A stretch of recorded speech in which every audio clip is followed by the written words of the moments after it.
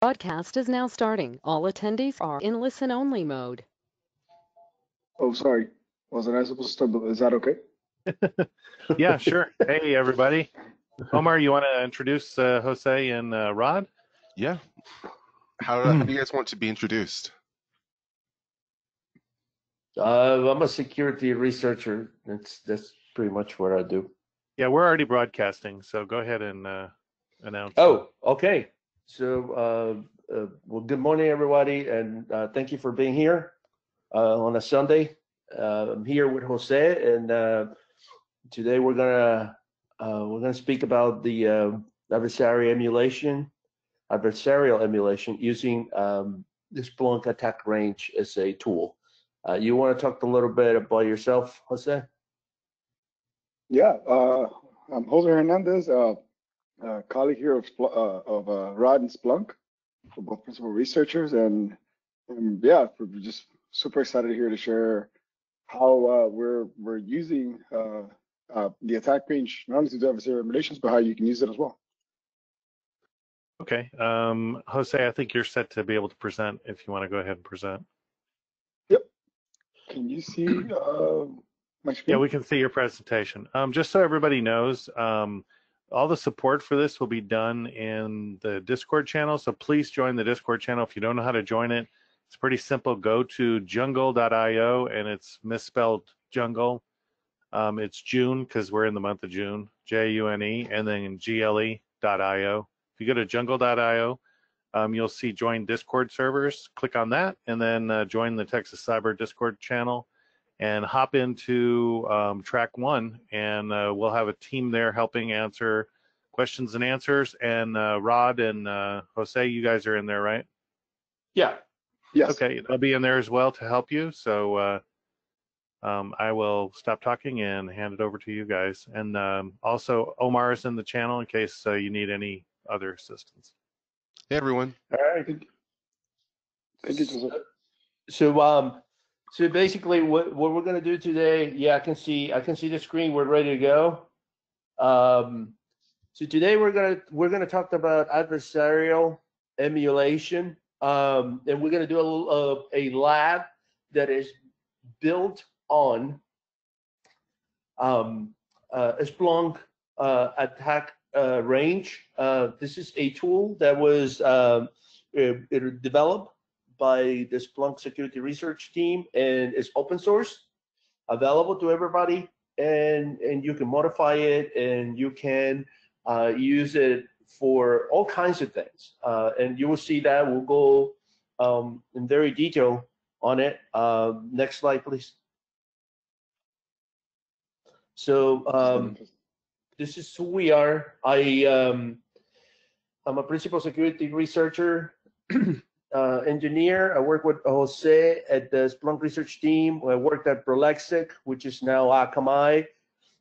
Used to work at a UBA startup called Caspita, was acquired by Splunk. Currently Splunk, one of the co-founders of Hack Miami, Pacific Hackers, meetups and conferences, and I created command and control and no core CTF. Jose, do you want to go ahead and introduce yourself? Yeah. Yeah, I'm also an old school Splunk Prolexic engineer. After Prolexic, I ended up actually at Splunk for a long time, and then decided to co-found my own company called Xanage, which got recently acquired by Oracle. It's now their web application firewall and DDoS cloud service, and came back to Splunk to focus on producing better detections. And yeah. All right, so next, please. All right, so what is the Splunk attack range? The Splunk attack range is a framework that allows the security analyst and an operator to quickly and repeatedly replicate or emulate attacks and generate data as close as what is called in machine learning ground truth. Ground truth is basically as close to reality as you can get data. This is a fundamental problem, not only for analysts, but for researchers. We're always dealing with synthetic data. Synthetic data is logs that are produced by scripts or things that are too artificial. Usually they do not have any type of noise like you have in a normal or real network, for example, or you have a lot of applications that would run into a standard workstation, and we're going to talk about it as we move on, and we would revise the concept of golden, what a golden image is why it's important when you are replicating or emulating adversarial techniques. So, sorry, the reason this was developed was to try to get as close as possible to ground truth, and also produce some sort of data that was readable, that was sparse, that was able to be analyzed, and as you will see as well, you'll be able to build upon it responses. So it's because we do have a plugins for SOAR as well. So next, where can you find it? You can find the Splunk attack range in GitHub. Basically, what you do is you clone the repository, and all the code will be there.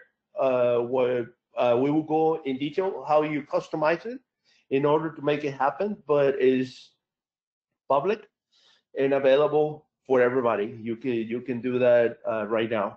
So let's continue, please. So here's a little bit of the architecture. So mainly there are two ways to build the attack range. You can do Vagrant, and Vagrant will build it locally, or you can do Terraform, which will build it in the cloud. So if I do Vagrant, and both of them are based on architecture and from the orchestration perspective in Ansible, you can on both modes, you have a Splunk server, you have a domain controller, you may have a Windows server without a domain controller, and you can have a Windows client, which is a Windows 10 workstation. You also get like I said before, a Splunk server, which is based on Ubuntu, and in this Splunk server, you will have included an adversarial emulation framework, well known as Caldera, which is developed by Mitre. We do have plans at one point to do Mac OS, but that's not released yet. On the Terraform part, you can build as well a Active Directory domain controller, a Windows server, a Windows client, a Ubuntu with Caldera, and Splunk. Oh, and Kali. You can actually have a Kali machine that we'll be seeing examples of how to use the Kali inside the internal or the network that is created or configured when you build up the attack range. Let's move on. So I'm not sure if you want to jump in here, Jose, and explain a little bit about the serverless infrastructure and the Kubernetes part. But this is also a part of what we're developing. Is eventually we're going to have, and I can give a little bit of a hint. We're going to have a cloud based and attacks Splunk attack range, meaning we're just not going to have what we have right now, which is heavily based on endpoint and some network, but we're also going to have cloud-based attacks. So we're working on emulating the infrastructure and the environments that are usually found on the cloud vendors. And eventually we're gonna release. We're very close to doing a big release of a cloud-based attack range that's common. And we have a colleague named Patrick Varais who's doing an amazing job. developing and leading this effort, as well as Jose. So you should expect this in the near future. We're not going to focus today on the cloud-based attacks, but it's important for you to know that that is coming. Next one. Actually, Ross, before we jump out, I just want to make a note. So maybe something that wasn't necessarily too explicit, and just to add a little color. The vagrant mode of the attack range is mainly built for local development. Meanwhile, the Terraform mode, as Rob pointed out, it's heavily focused on like it's a lot of endpoint data that you get out of it. So it's mainly focused for endpoints. The cloud attack range is really built around collecting data and launching simulations against specifically native cloud services, right? So Elastic Container Storage, ECS, also the serverless components of that, so like S3, Lambda, any Lambda services, and to Rod's point, the code is already out there. At Clearly Straight, we're still testing and we're still building attack simulations for these kind of environments, but the code to build the environment is out there. So if you ever wanted to do manual testing, you can get started with that tomorrow or today, actually. Cool. So, all right. So here's a little bit of more architecture, and this can get a little bit extensive, to be honest. I can tell you this as a researcher, as a pen tester, as a at one point I was a heavy IR person when I was at the PLX CERT. It's fundamental for anybody to understand adversaries and attacks to have your own lab. You know, they say that in martial arts, you can only fight what you train. So if you don't have anywhere to replicate the attacks, to understand, to see the logs, to see how an attack looks like, it's definitely a disadvantage. It requires, this is an ability that is only acquired by experience, by somebody that has been in the field for many years, and because they've been exposed to this type of technologies and seen the logs and tamper with them, they kind of recognize them. But if you are starting, or even if you are good at certain platforms but not good at others, it's still a disadvantage. So the Splunk attack range is, in my opinion, is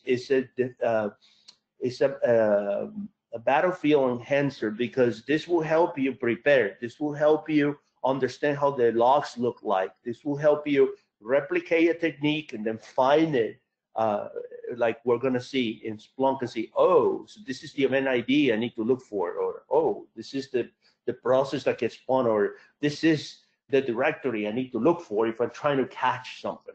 So in these environments, like I said before, we have Windows domain controller, Windows server, Windows workstation, a Kali machine, a Splunk server, and a Phantom server. I had to warn you, if you decide to do this via Vagrant, you better have like all kinds of great hardware with you, because it can get very big, and that may slow your machine.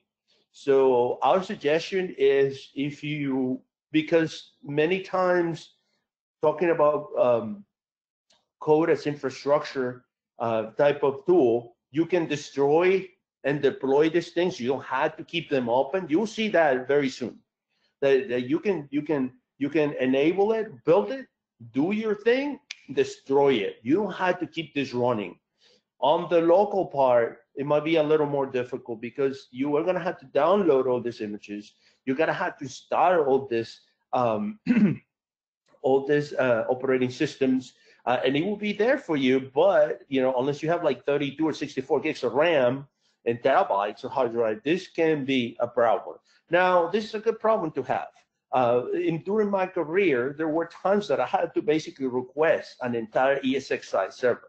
Right? You talked about ESXi and VMware hypervisors now as legacy, right? What we used to you had to put a request. You had to even look at the rack space and see if they have space for an ESXi server. So we had come a long way from that. Now, basically, you just have a code that you adjust, and it builds this up, downloads the ISOs.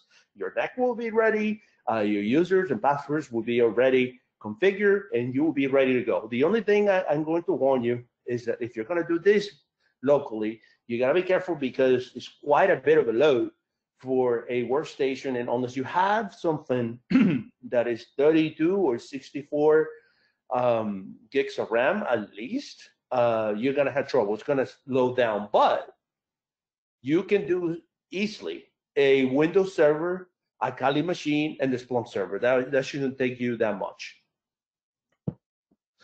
Not sure if you want to make some comment on the sources, the source types that I'm seeing there. I was gonna touch on them.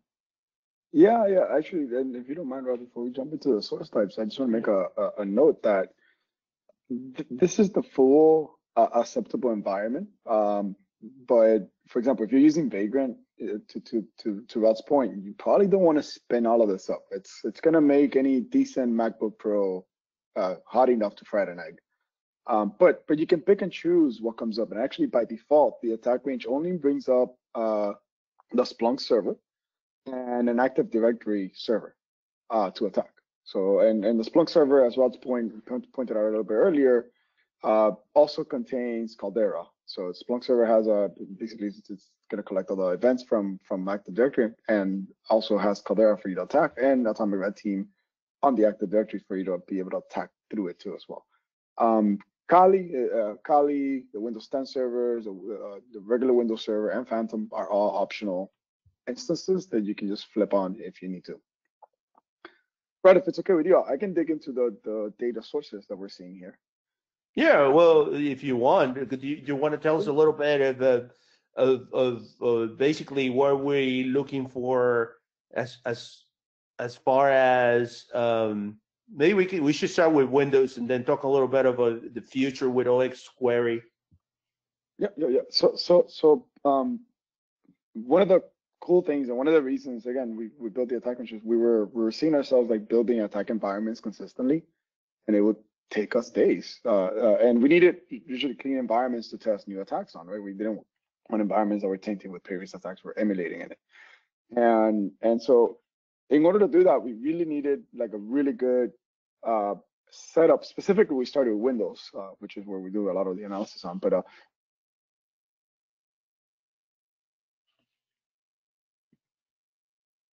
oh, looks like we lost your audio. I can pick up on here. So what we have on the Windows 10 side is a number of source types that start from Sysmon, Windows event logs, and Atomic Red Team results, and all of this is grabbed by the universal forwarder and sent into Splunk. Once this is sent to Splunk, obviously you had to have, depending on the source types, the applicable technology additions that you can download from Splunk base, the Common Information Model application, if applicable, the ESEU, which is the Enterprise Security Content Updates, and there's a new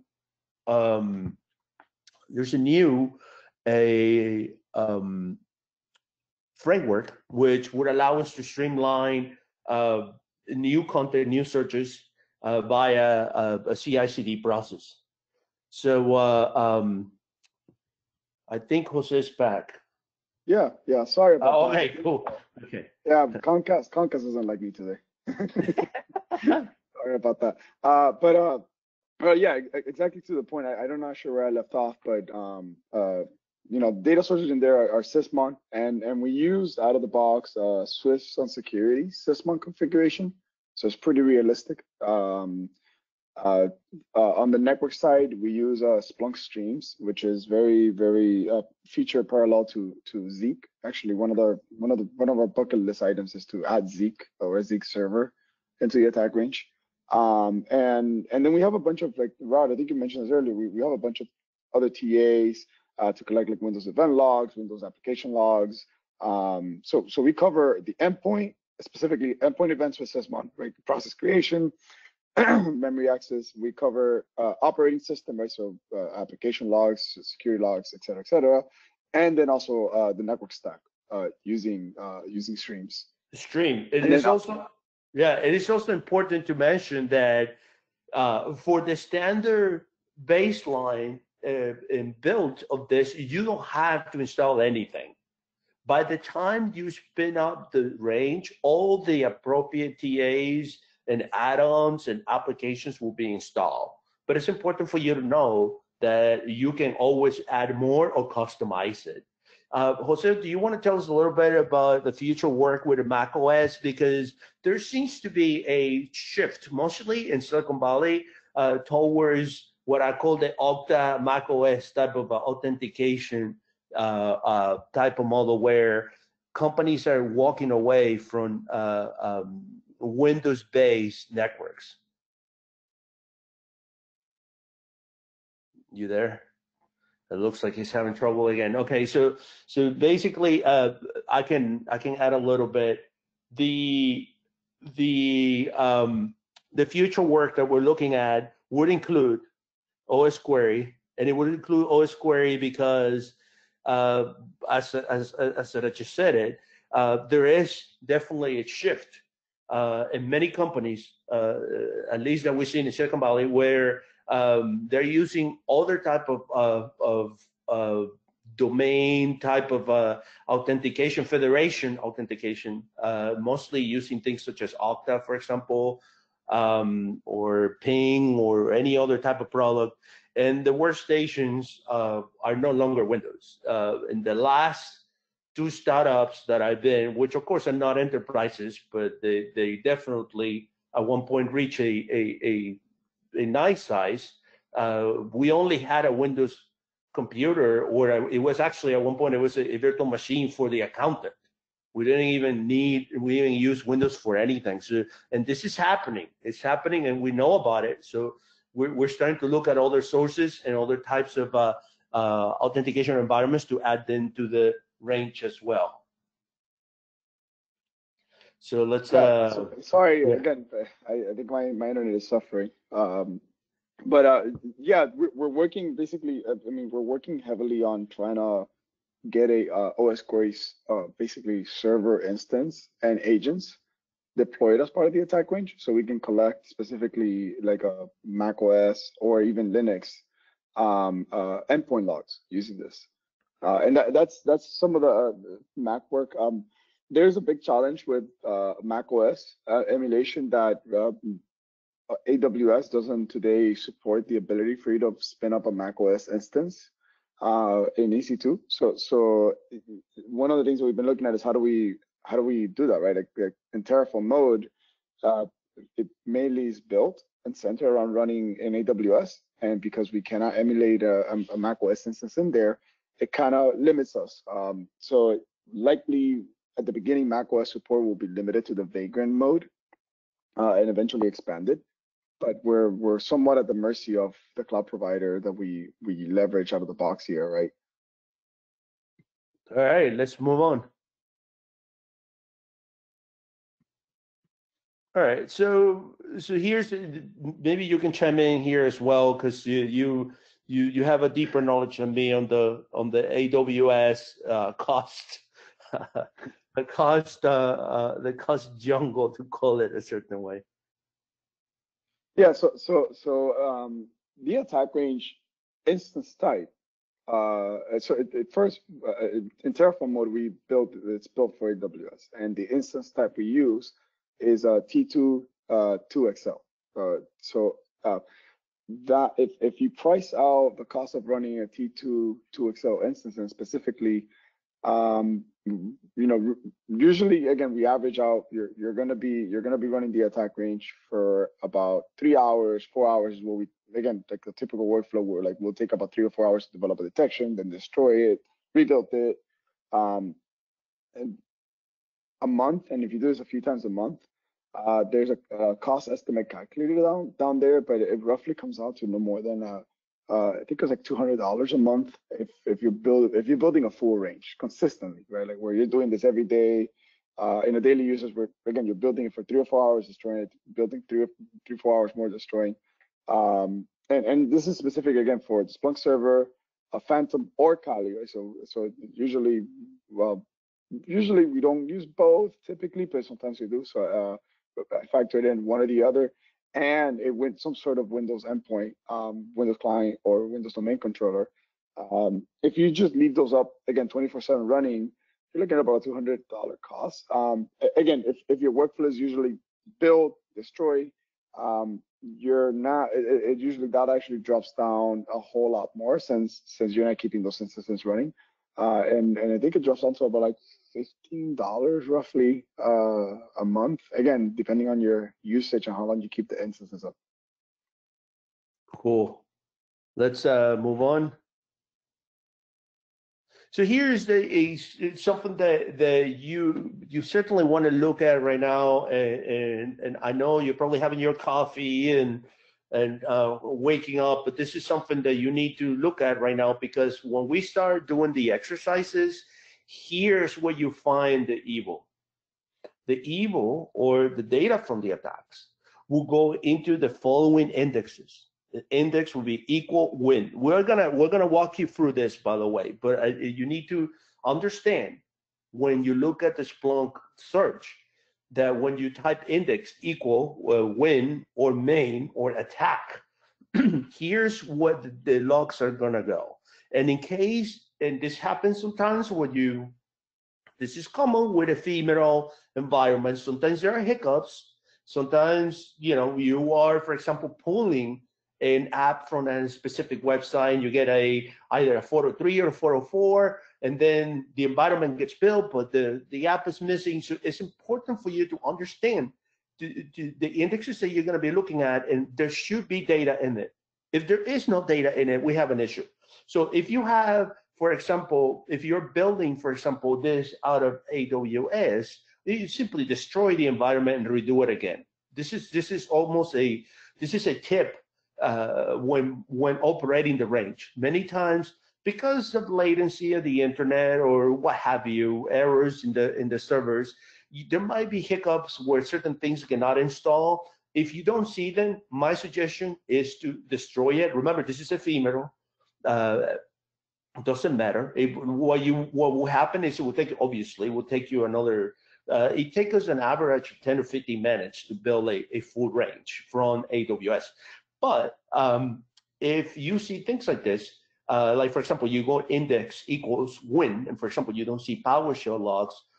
If you execute it, obviously a PowerShell based attack, or if you look at network logs via Splunk Stream, and remember, when you're looking at Stream has to be configured to see specific ports. So if you're looking at you're trying to emulate, for example, a specific attack that is not under the standard, you may have to modify a little bit of Stream in order to see it. On the Sysmon logs, we use, I believe, it's a policy for Sysmon that is the heaviest and the highest on auditing and getting logs from the workstations and servers. And all of those go into index equal win. So remember, Windows workstation, Sysmon logs, PowerShell logs go into the win index. The network logs with Splunk Stream go into main, and of course the attack simulation logs from Atomic Red Team. Remember, we have two attack adversary simulation frameworks. One of them is Atomic Red Team and Caldera, and we'll go over it in a few minutes. Next slide, please.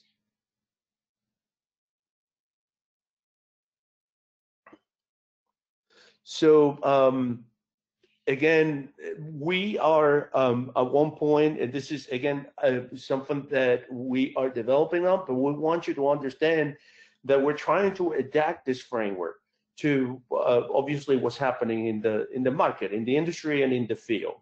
The goal is to get you the closest environment to ground truth, and that's what will make leverage your research and your defense posture. So one of the things that we're doing is there will be a deployment with Kubernetes that can be activated via attackrange.conf. I will show you in a minute how we do that. We will be working with an amazing tool developed by some of the Splunk departments called Splunk Connect for Kubernetes. Basically, this gets absolutely everything inside a cluster if you're auditing it.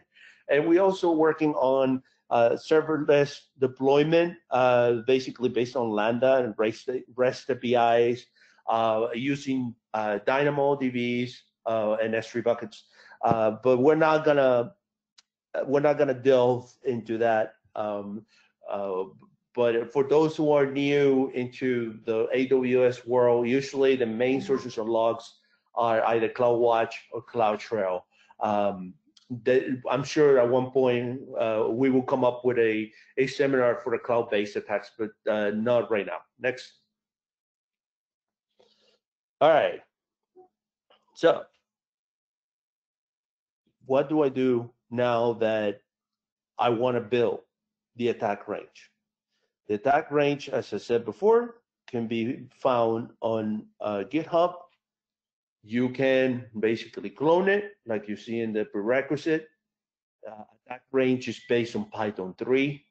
And if you still have an environment of Python 2.7, you may have to use a Python module called virtual env and create a Python 3 environment, activate it, and then you can use the popular packet install management tool for Python, pip, and then install the requirements. Once you install the requirements, it will basically have all the binaries and all the libraries that you need. You will still, if you're using AWS, you will have to initiate Terraform as well. You have to go into the Terraform folder and initiate it. If you're using Vagrant, you can do brew, and you're gonna need VirtualBox as well. And again, when you are looking at the Vagrant execution of this, please make sure you do not over configure the range. If you put everything in it, we're talking several machines. It will take quite a bit of time, and it will probably slow your computer to a crawl. So I would suggest not to.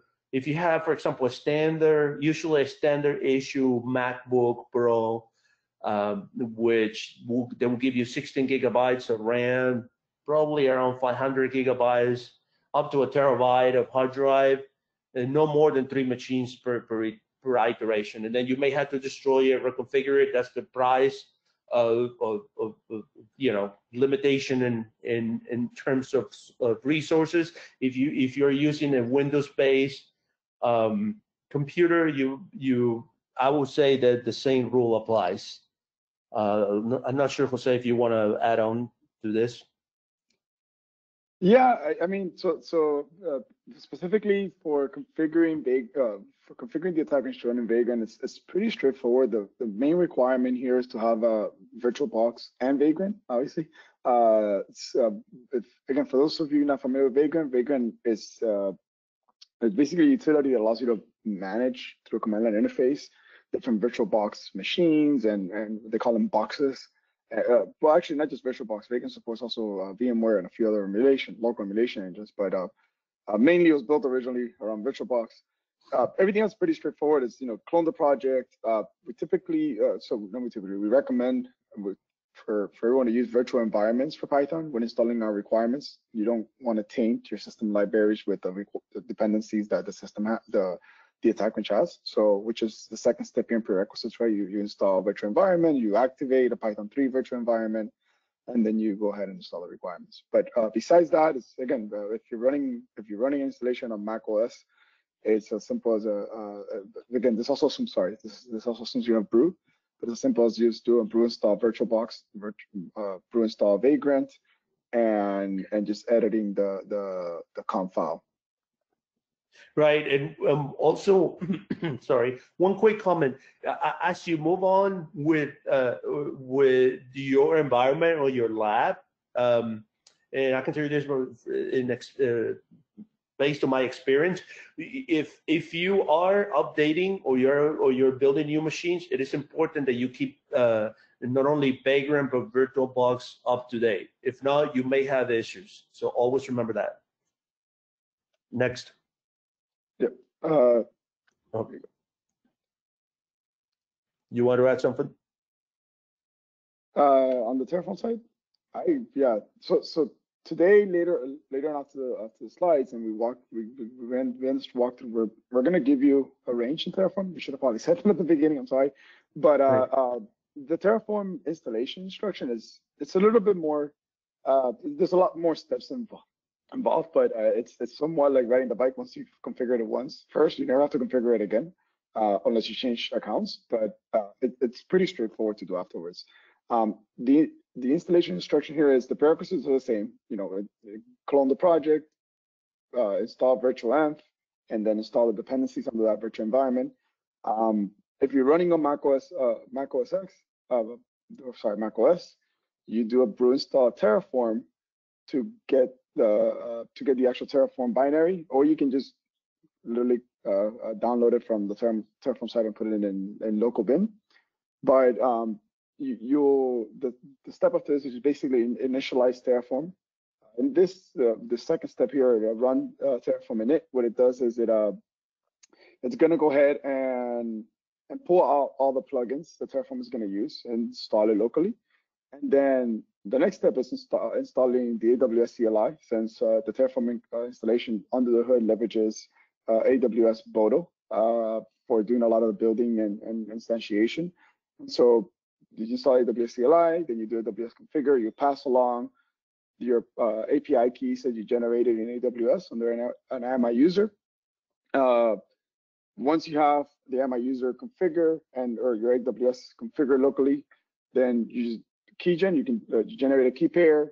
That key pair you're going to go ahead and upload on the region that you're going to build on. Give it whatever name. By default, we call the key pair in the conf file the attack range key pair, because we're not creative with names. But you can also alternatively also create the key pair in AWS and download it locally, as long as, again, as long as you set the right key pair on the attackrange.conf. There's a parameter in there to actually point to what key pair, what private key you're using. And again, that key needs to exist on AWS. And then the last step, the step before the last here is just accept the terms for using the Ubuntu AMI images for AWS account. Otherwise, when you build, you get some weird error saying, hey, you got to go to the marketplace for AWS to actually use these images. It's an AWS thing. And that's pretty much it. The final step is, again, just make sure you change your passwords and set any allow list under the attackrange.conf, and obviously update whatever. If you change your key pair name to something else, make sure it's listed on there, and configure the environment. But again, there's a whole lot more steps involved, but one, at the end of this, I can walk you through building one from scratch, but we'll also be providing whomever's in the workshop here, will be providing already pre-built ranges, so you can see what the configuration looks like anyways. Right. I'm also going to drop in Discord. Sorry, Rada. I'm also going to drop in Discord. I wrote a wiki page yesterday on how to install it, that has a little script, a little quick Ubuntu script on how to automatically build the attack range on the Ubuntu 18.04 instance. So if you wanted, again, to do this right now on your own, in your own AWS instance, I'll paste that wiki page in there as well. Here you go, Rod. Oh, yeah. Sure. So Packer is another alternative that you're going to have to use. You're going to need the binary and sort of perform a similar run on installing Packer. And you always need, if you're using, when you're interacting with any cloud vendor, most likely you're going to need their SDK or their CLI. So in this case, as you can see, you're going to need the AWS CLI. and you're gonna have to configure, like Jose said previously, your SSH keys. I actually took the time to put a screenshot exactly where you had to configure the SSH keys. We're gonna see that in a minute, because that for me at first was one of the challenges, because you had to provide the right SSH keys that match with the name of the SSH keys that you register in AWS. If you do not do that, you're not going to be able to communicate with your instances. So it's important sometimes, because of configuration errors, it may look like a network error, or it may look like a hiccup, but it's not. It means you had not placed the SSH keys, the correct SSH keys, within the code, and we'll go over about it in just a few seconds. You may also want to change the Splunk admin password and win password within attack_range.conf. If you're building something that you're going to use for 10-15 minutes, probably you don't have to worry about it. But we have seen cases where, unfortunately, there are people on the internet looking at this, they had put the passwords and access the instances, and you don't want that. You're going to get a nasty alert from the AWS security team, because most likely what they're going to try to do is install either a crypto miner or something. But it is important. We're working on creating random passwords as we build it, but it's something that you want to pay attention to. So next. Yeah, actually, Rob, before we leave this one, I want to add a little bit of color about why Packer exists in the attack range. So attack range, we mainly have, again, two modes, which is Vagrant, you build it locally, or Terraform to build it in AWS. The main reason we built Packer was to speed up the build time in AWS or using Terraform. What the Packer mode does is it's no different than Terraform mode. In the end result, you get the same exact environment, but the difference is the process, how it does that. The Terraform mode, it spins up all the machines, and then it uses Ansible to provision them. Packer mode, what it does is it builds AMIs, provisions the AMIs, and then spins them up. So the AMIs are already pre-built. Why do we introduce Packer? Packer makes it really fast to consistently be destroying and creating ranges. Because the first time around, you're building an AMI, it takes about the same time as using Terraform mode, but any other subsequent destroy and create, it's about a minute long. By the way, the attack range takes about 15 minutes in total for it to fully come up. And so again, we introduced it mainly for that kind of workflow where you're continuously, you test something, you build it up, and then you destroy it, and then you build it up again, destroy it. One caveat here is if anything gets changed, like if you change anything on the configuration file in attackrange.conf, then Packer will have to rebuild those AMIs since the environment now has changed essentially. But besides that, this is why this mode exists. Yeah. Cool. Okay, so here's the comment that let me bring back the comment that I was making. What you see here is where you're gonna place your creds. This is very, very important. When you clone the repo for the attack range, there's specifically a file which you're gonna have to modify to your convenience. You're doing this because you're gonna have to tell the attack range, okay, maybe I don't need Kali. Maybe I just need the Splunk server that brings Caldera and Atomic Red Team. Obviously, you need a host where you're gonna execute these attacks. So that will be either a client or either a server. And then in order for you to communicate with those instances, you're gonna need your keys. The keys, where are the keys? The keys are registered, and you can create it. There are two ways of doing it. AWS can generate them for you, or you can generate them yourself and upload them to AWS. So specifically under range settings, there is key_name equals that's where your public AWS key name, I repeat, name is where it goes.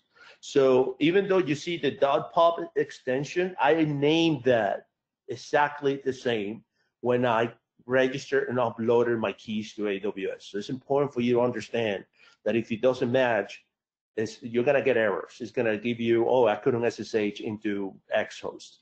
Under private underscore key underscore path, you can see where I store my actual private key. And I created that. This is something that I do every time I'm working with cloud environments. I have keys for every single cloud environment. I don't share my keys with different environments, and I just do this. And usually, sometimes I even destroy the keys as I create new environments. So remember, if you look at this, the screenshot on the top right, you will be able to see the structure of the files and directories when you clone the repository. And on the left is when you either cat or nano or vim attack_range.conf. So remember that. Next up, please. Here, so it is even clearer. There is, like I said before, in order not to confuse, even though it has dot and extension, it is exactly the same name. So you had to go into your what I call the GUI, right, the console, and then you had to register your key pairs. And in your key pairs, I generated my own. I uploaded it and named it, and that's the name that goes into the configuration. Next up, please. Okay, so what we're about to see here, and we're getting close to the point where we're going to start getting hands-on with this, is important things that you had to look within attack range configuration. So the administrator password, as you can see, is pretty standard. Remember the comment I said, you should change those passwords to something that you remember, and it is not easy guessable.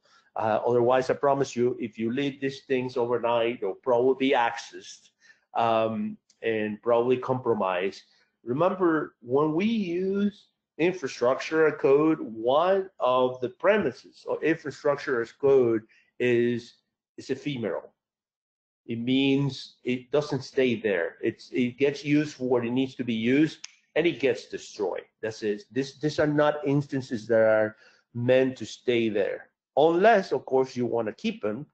But because it's flexible and it's scalable, you don't want to you want to use them for when you need to use them. I understand it takes 10-15 minutes, but if you save your configurations, and once you get acquainted with how to use it, you can build it anytime you want. So some of the things that you had to look is, for example, the Windows settings is the username will be administrator. The password is specified there. It tells you where to download the applications. For example, you can see clearly what is downloading the Splunk forwarder. It tells you, for example, the win sysmon template. Like I said before, we're using the template for sysmon configuration, which is one of the tightest and highest on auditing, and obviously producing verbosity on locks, and that gets done for you. You don't have to do. I remember when I used to have to download an ISO, then I had to apply this again over and over and over. It is tiring. In this case, you just had to configure what, even locally, you just have to configure what instances you want. It will download it, it will build it, and it will be ready to go. And one more thing, as you can see here at the bottom, if you wanted to install, for example, enterprise security, 0 is not, 1 is yes. So let's move on to the next one. So here's, before we get onto this is where you tell this software what you want. So for example, I want a Phantom server, I need to place 1 in it. I want a domain controller, by default there will be a 1. If you don't want it, you place 0. If you want a Windows server, you place 1 or 0 if you want it or not. Kali machine, the same thing. So remember, you got to go to attack_range.conf, and that is where you modify the environment that you want to build. So if you do not modify this, by default, you will get a domain controller and a Splunk server. That's pretty much what you will get. You will not get the Kali or the Phantom. So these are things that you have to look at before you execute. Next up. So let's talk a little bit of adversarial simulation before we go into our hands-on exercises.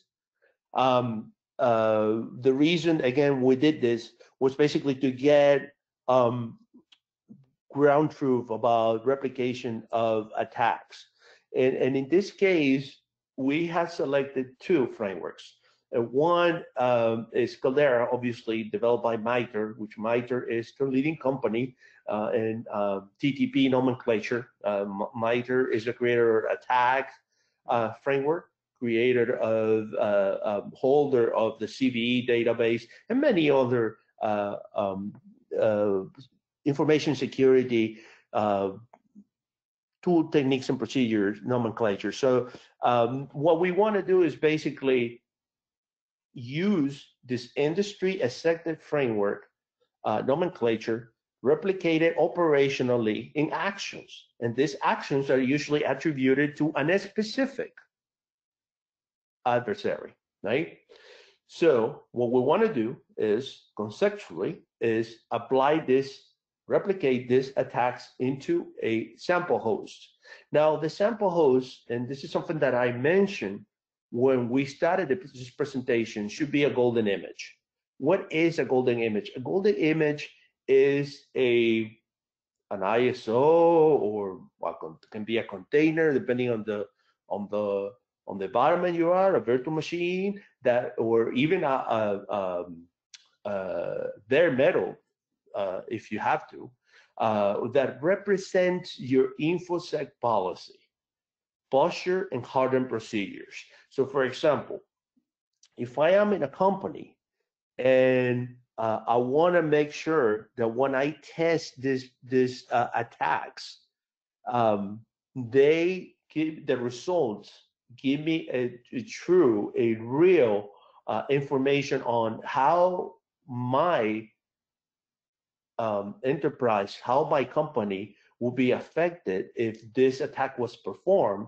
I had to do this on a golden image. So in order to create a golden image, most likely you're gonna have to go to your IT department or SecOps department. It depends upon your organization, and you're gonna have to ask. And most of you who have worked on an enterprise or work on an enterprise, you know that when you're delivered an asset, being a laptop, being a workstation, or being a server, there is a configuration, there is an inventory, there's a number of tools that are placed in it that were purchased, maintained, and managed by your organization. So if you want to make this truly closer to what the real thing will be, you want to do this on a golden image. Next up. And obviously the reason why you want to do this is because it will represent your attack surface. It will test your attack telemetry. It will test your incident response rules. It will validate your defense rules. Many times you can apply your own defense procedures into these environments and see how well you're doing, including, for example, if you're looking at how to prevent escalation of privileges, do you have the right GPOs in place in order to prevent this? Our range cannot give you that, because our range basically gives you the benchmark where to apply these defense procedures, where to apply these defense measures that apply only to your organization. So this is important for you to understand that it's almost like we're giving you the dough. You had to make the bread. You had to work on this, and the more detailed, the more customized you make it according to your own organization, the much better for you, in order to gauge the resilience of your organization. So in some cases, for example, this also may help for I had some analysts that have there are certain environments, for example, that you cannot pen test or that you cannot use specific attacks. In this type of environments, this type of tools come in handy because, yeah, you cannot attack them, but you could simulate as close as you can. So this is a great tool for blue teamers. Next up. And then right before we go into the hands-on stuff, it is important for us to disclose to you that adversarial simulation does not prevent 0 days. Remember, we're replicating stuff that's already published. We are replicating stuff that is available. This, however, if you get, for example, an exploit from ExploitDB that you can download, for example, or you can opt the Metasploit via Kali, you can test right away something that's been published. And you can also do exploit development as well. If you had that sort of capability, that sort of knowledge or skills in your environment. This does not replace pen testing or bug bounty or red teaming. It's an additional tool that you can use, and it would definitely, if I want, in my years of blue teaming, this was very important, because if you don't have the resources, you cannot have a pen test, you don't have the skills, this will give you a little bit of a visibility of what will happen. And of course, remember this, many times, if you turn off your EDR or AV, you know, this is an accuracy, a question of accuracy, how accurate this is, because many times, because I'm sure many of you heard the word golden image and say, well, my golden image has CrowdStrike, or it has Stadium, or it has Carbon Black. Okay, well, sometimes you may have to turn this off in order to see the extent of damage. So this is something that actually question the adversarial replication tools. And again, these tools partially depict sophisticated adversary actions. This is not the entire picture. This is simply an additional tool. So next up. Okay, so included adversary simulation engines. We have Caldera developed by Mitre, and we'll see in a minute how to use Caldera. Caldera has an agent. This agent is installed at the host, and then you have to choose a number of profiles to execute, and then you get results. Next up. And we included Atomic Red Team. Atomic Red Team has what we call the Atomics. The Atomics are basically replication, heavily endpoint based TTPs, which are based on, are actually categorized within Mitre attack framework. So if you, for example, are within an organization that will tell you, hey, I need you to give me a report how we would do if the following techniques are performed against us. This is a great reference. This is a pretty easy to test and to record and analyze. Next up. So here's, I was mentioning that the Mitre attack framework keeps expanding and expanding.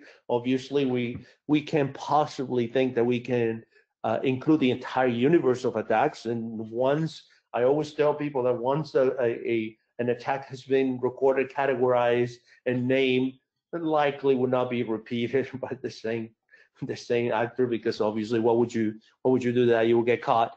But that doesn't mean we cannot learn from these techniques. That doesn't mean we cannot have an idea of what they have tried to do and be prepared for it. So next up. All right. So here's what we're gonna give you a run on the actually how to build it, run it. We're gonna show to basically handhold it, how you operate it, and then we're going to go into the real deal. So what we want to show now is you're going to build it, we're going to perform an attack simulation, we're going to search it, we're going to destroy it, or you can stop it or resume it. So let's go ahead and next. So here's the commands. I'm going to pause for a second. These are the commands, the basic commands that you need. You can always, and Jose will probably will go over it in a minute. You always obviously remember you clone it, you build the virtual environment on Python 3 if applicable. You execute pip, get your libraries, get your binaries, modify your attack conf, use the mode Terraform at cloud, or use Vagrant if local, and then basically what you're going to do is execute the attack_range.py, and that you have to tell it, okay, if I'm using a local, then the mode or -m will be Vagrant. If I'm using the cloud, the mode will be Terraform, right? So the first command that you're seeing there is how to build it.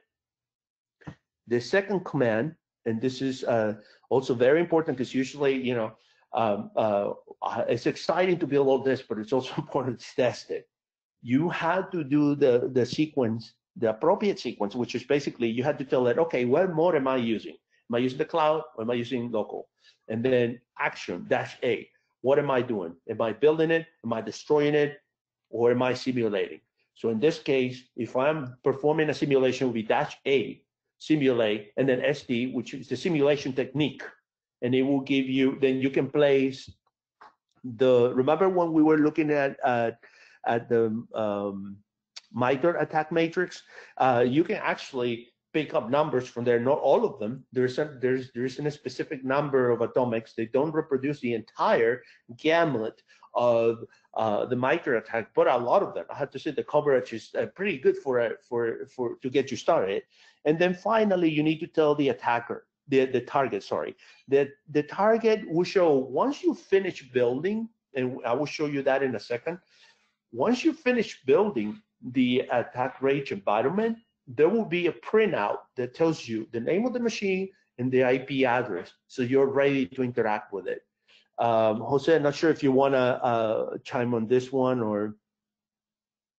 Yeah, definitely. So I noted this in Discord, but the goal is at the end of this, I'll walk everyone through building one from scratch on an environment, and looks like we had another issue with Comcast, but that's fine. I can pick it up with it. Don't worry about it. We're gonna walk you through this, and we're gonna make sure that we cover the what you need to know in order to build it from the scratch and operate on it. Let's see. So the other two things that are important, what we gave Jose some time to come back, is you want to destroy it. If you are, and I'm telling you this is if this is a Terraform, for example, if you're in a company and you know you're in a tight budget, and you know it may cost a little bit if you leave a domain controller, a Windows server, a client machine, Windows client for a month or so. They may, you know, it may cost a lot of money. So you want to destroy it, and in order to destroy it, you had to go into you had to execute Python attack_range .py. And hold on, looks like he's. Can you hear me, Jose? yeah, I'm back. Sorry about that. Okay, cool.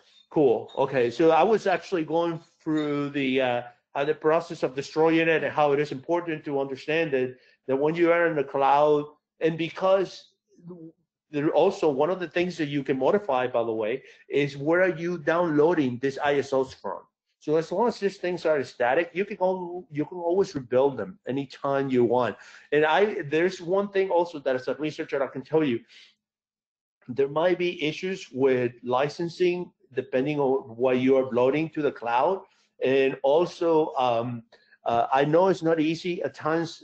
Usually when you are doing exploitation research, you may want to work with vulnerable machines, and there are a lot of scanners, and there are mitigation, I guess, technologies in place that may not allow you to do that. You may want to do that locally. Not sure if you want to chime in now, Jose. Yeah. So again, probably want to end up building these things locally if you're only testing specific, like one specific attack. And to Rod's point, if also when you built this on AWS, what the attack engine is gonna end up doing is it's gonna attach the way it knows what it builds itself. It's gonna attach its name, like attack range something, and your vagrant key, right? So the name of the instance plus your SSH key, your SSH key is what it filters by when it lists what servers are available, and also when you go destroy, because it's using Terraform in the hood, it's going to have a really good, it's going to know what state your environment is built under, so it knows exactly what to destroy afterwards. And essentially, when you do destroy, you basically cleans out everything. When the range is building on Terraform, it's building on its own VPC, so it will never conflict with whatever you have running also on your account. It makes it really, really easy to run. Like again, if you're running some other application, I mean, this is your own personal AWS, or you're using even your company's AWS account. You don't have to create an account to run the range. It's going to run everything in its own unique, separate VPC with its own subnets, its own route gateway, so on and so forth. Which is pretty convenient, because that if you're new to cloud environments, this is it can be a pain to configure all this. It would take you some time to get there, in all honesty. Let's move on, please. Okay, so this is what I had mentioned before. This is what you would see, and now we're finally entering on the walkthrough before we get on the hands-on, and we'll give you the SSH keys, and you go away and play with it. So what you see below is the command that I used to build it, and what you see on top is the last printout. The last printout basically says you have this EC2. Obviously, we're using Amazon EC2, and this is what you have. In this case, I configure a Kali, I configure a Splunk server, which is where Caldera is, by the way, on port 8888, and then I configure a Windows domain controller. If you look on the right, you'll see the status, and most importantly, you see the IP address, because at one point you may want to access these things, right? So next, please. Here's a simulation. Remember what I told you about the target machines? That you had the name. Remember the last screenshot I showed you? Because those are the names of your machines, unless you decide to change them. Those are the names of your machines. So when you look at that printout, you may have to make a mental note of the IP addresses and the names. So when you perform the simulation, you will know the target that you're performing it against. So as we said before, in the actual following the wiki, you basically had to execute attack_range.py. In this case, the mode is Terraform. The action is to simulate, and the target in this case is the domain controller. And then the simulation technique is T10103, which is credential dumping. Also, you can also, if in case, because what happens sometimes when you're doing all these attacks, you get these very large printouts. If you do Python space attack_range.py space-LM, will give you all the list of machines again. So we'll list the IP addresses and the name of the machines. So as you can see in this printout, we have been able to successfully execute T1003, and it tells you what host. You can see it below. It tells you, yeah, I executed an atomic red team, and that is the actual result. Next up. And now the nice part of this, which is we have, our team has done an amazing job building dashboards. So basically, it will tell you exactly what simulations have you run, what type of techniques have you run, and then you can delve into this. You can actually look at the indexes I previously mentioned and actually found the data from the attacks that you executed. So what we're looking at right there is a standard dashboard that you're gonna get once you build the attack range. Remember, Splunk, the Splunk where the you're downloading is free. You don't have to pay for any of this. And you have included with it, you have ASX, you have Stream, you have Security Essentials, you have ES content updates, the attack range reporting, which is what we're looking at, and of course the search and reporting.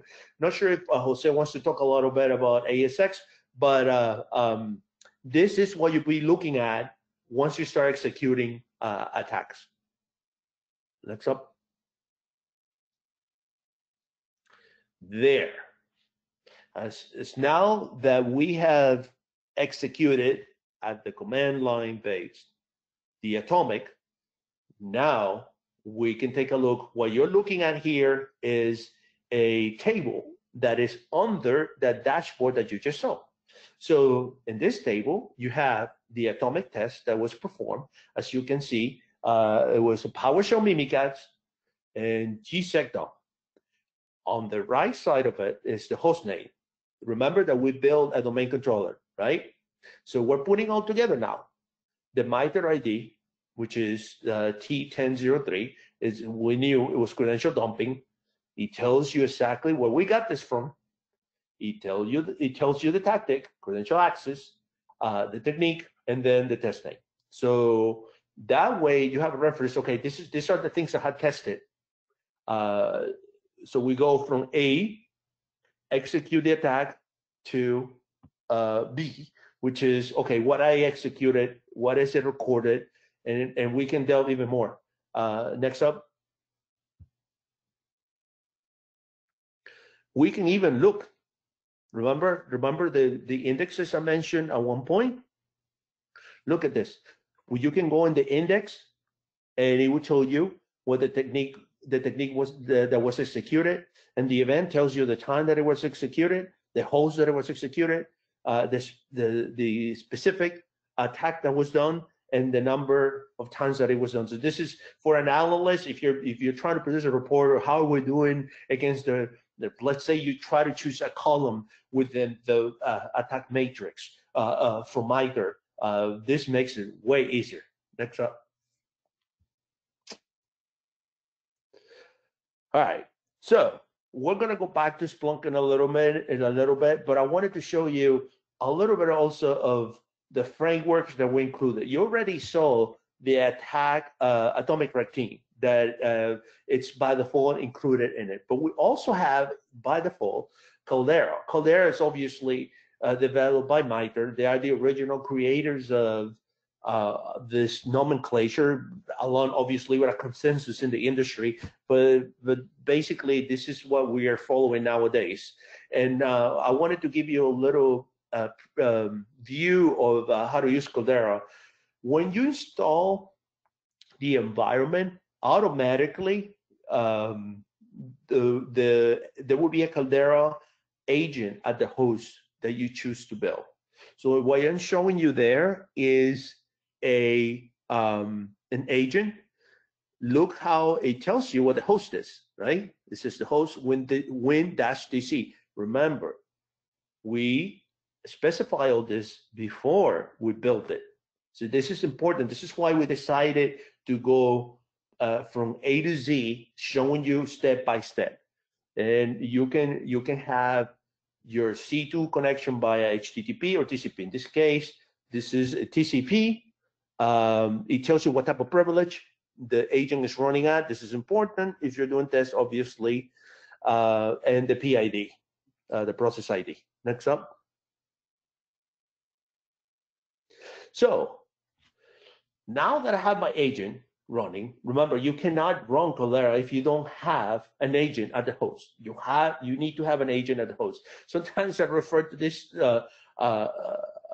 attack simulation frameworks. They remind me of old school banking Trojans, like a SpyEye or SUSE or Androrad, stuff like that. It's basically you have a C2 panel, and then you have an agent, and then you execute actions on it.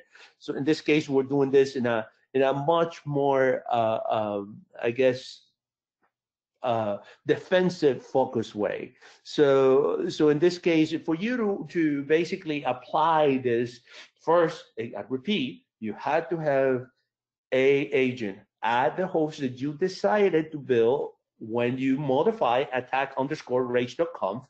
And then once you log in into Caldera, which is the same IP address of the Splunk server, but the port, instead of being 8,000, that's the port for Splunk, 8,000.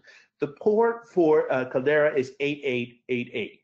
So once you are logged in and you check out that your agent is working, if the agent is not working, you will see it in red. The PID will show in red.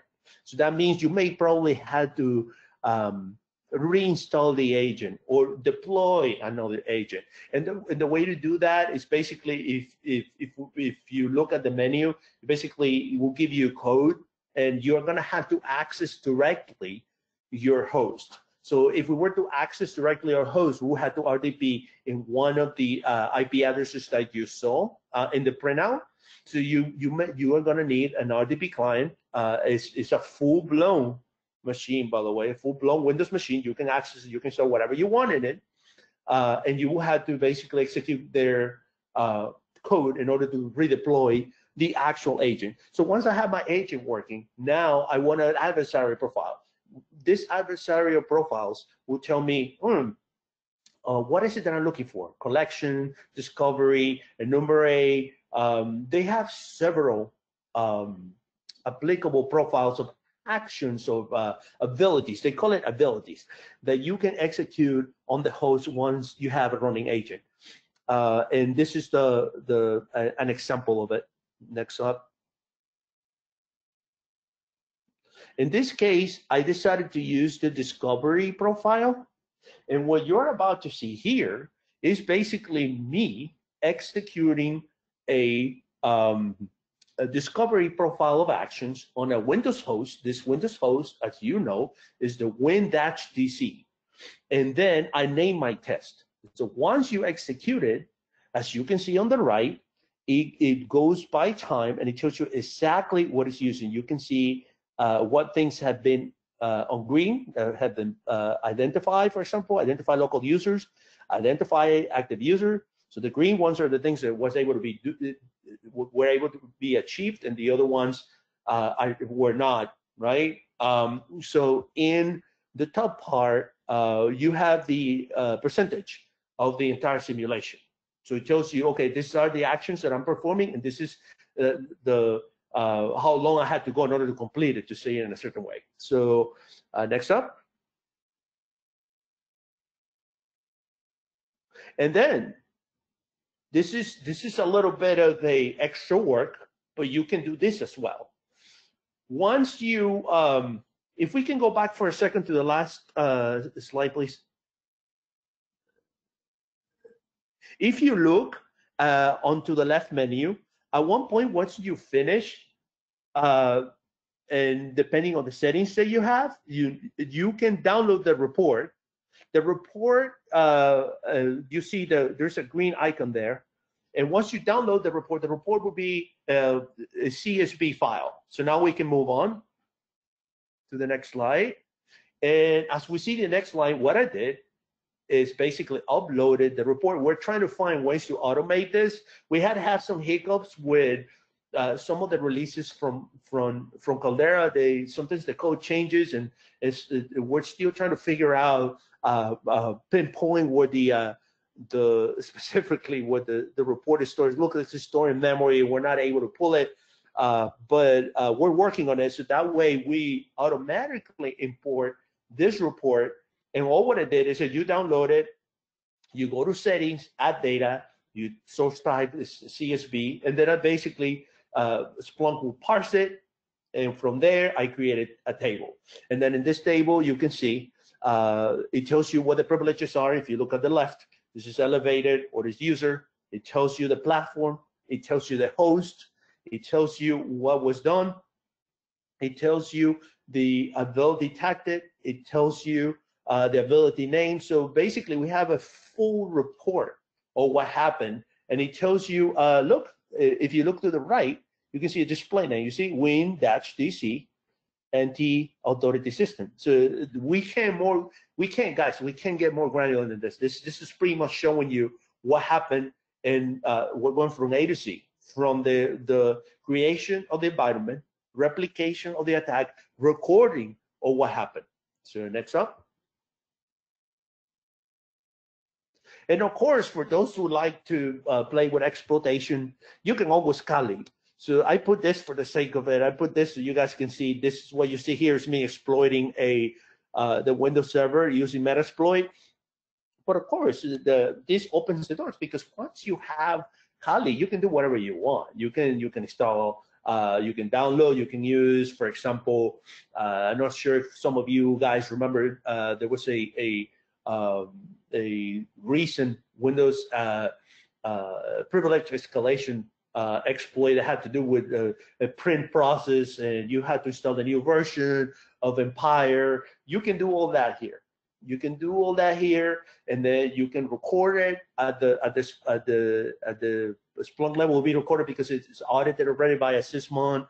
So there are many things. The possibilities for you are quite a bit extensive, because now you have the freedom to test all this. You don't have to do this. If you're in an enterprise where there are so many constraints about what you can do and what you cannot do, this is done on a private VPC in the cloud.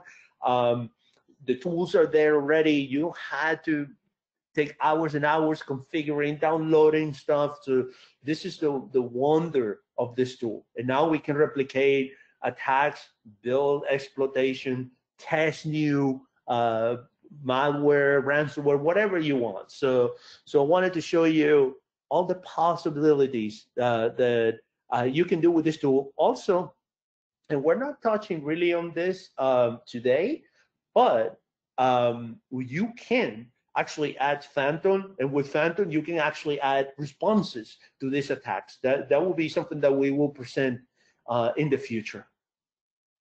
And I think with this, we're ready to go. Let's see what's next.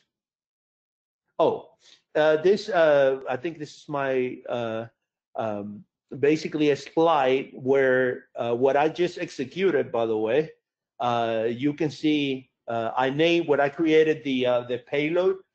When I created the payload from Metasploit, I basically named it attack range.exe, and there is the data that comes via syslog. I did this on purpose, obviously, to show a proof of concept that how even if you're not just replicating adversarial simulation techniques and you are doing your own attacks, you can still find the data at the name host. And with that, I think we are lap time. So Jose, take it away.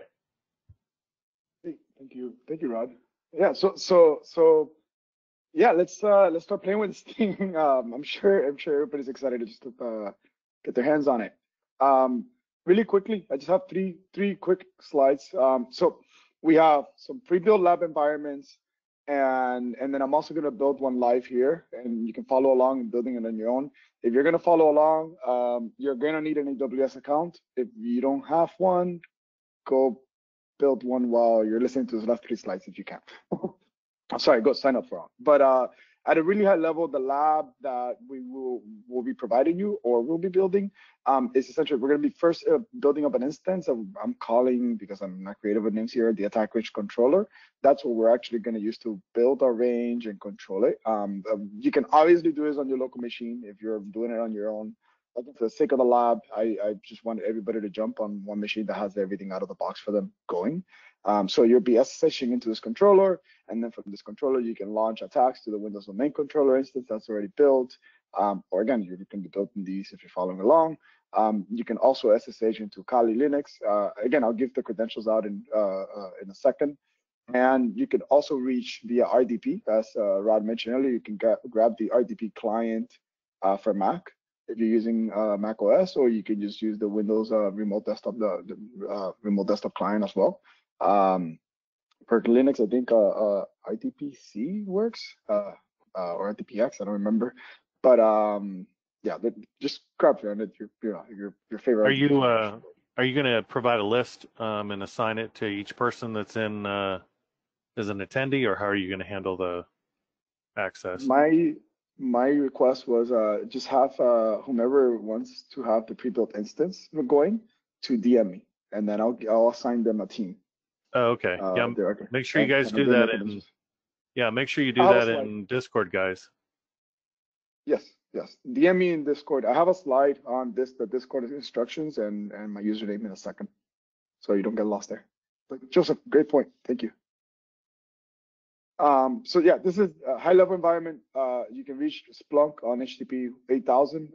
Not listed here. You can reach Caldera on the same IP, but on port 8888. So on the ranges that I'll be providing in a minute, here's what's done for you. We installed the OS dependencies. We've already configured Terraform. We've already pre-configured the attack range.conf file, and we've already built a range. If you can always destroy and rebuild if you wanted to see what the process looks like, but just FYI, this is already done for you. Again, how to get started? Discord channel, DM me at div. I'll be handing off credentials in the next few minutes.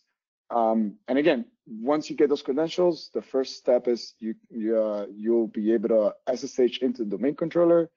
You can log into Splunk, check out the results. Again, I'll give you credentials for all these NIPs for your respective team, and run detections off of Splunk, enterprise security content updates. You can play with more complex attacks, et cetera, et cetera. So right now, go to Discord, message me. I'm gonna pause this video right here so I can start providing credentials back out, and then in 2 minutes I'm gonna start building a range from scratch if you're following along. Okay, so all right, 5 minutes for everybody to get started. Sounds awesome. Thank you. Sounds good. Perfect. Thank you, Joseph. Yeah, no problem. So we got 62 people in as attendees. So attendees, head over to Discord. Make sure you DM, direct message. They'll do it in Chan. D1V. And he will get you an instance set up.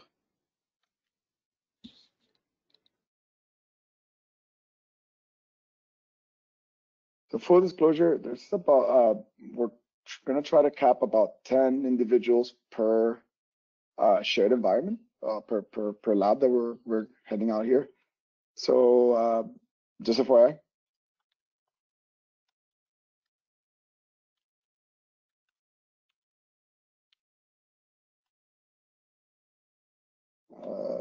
That didn't.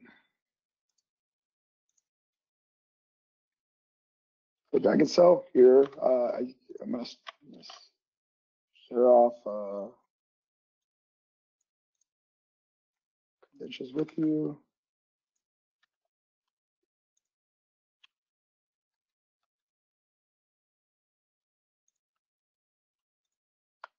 I realize that copy and pasting from Google Sheets doesn't pretty print things in Discord. So I'll give you both a screenshot and the text file, because who likes to copy and paste from screenshots?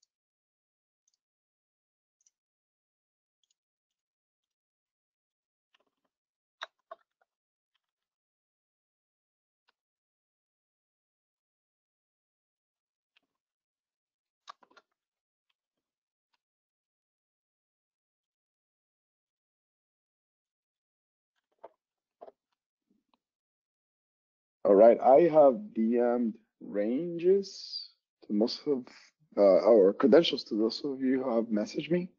The rest who are following along, I will let me get my my terminal here ready so we can start building one from scratch. Again, we're assuming that you're already starting with an AWS account. If you don't have one, please go create one.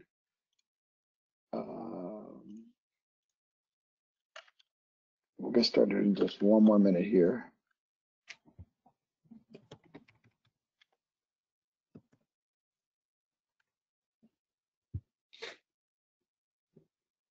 Jose, you're going to start from the scratch, or you're going to show the built-up environment? I'm going to start from scratch, Rod. I'm going to Okay, build, cool. Yeah, I'm going to build the controller and everything from scratch. That's yeah. great. You should go over the attack, the conf thing, attack_range conf, and so they can see it. And Absolutely, good point. Good point. And again, I'm also going to be on the Slack here. Oh, hold on. I'm still getting DMs for labs, so bear with me.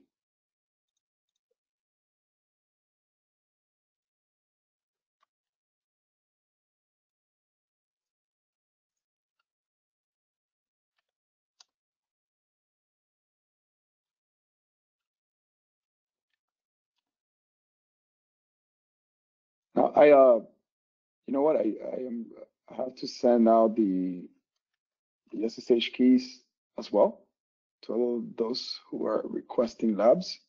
So let me get you those right now. I realize that I'm giving you a picture of the of the actual domain, the actual IPs, but not the SSH key.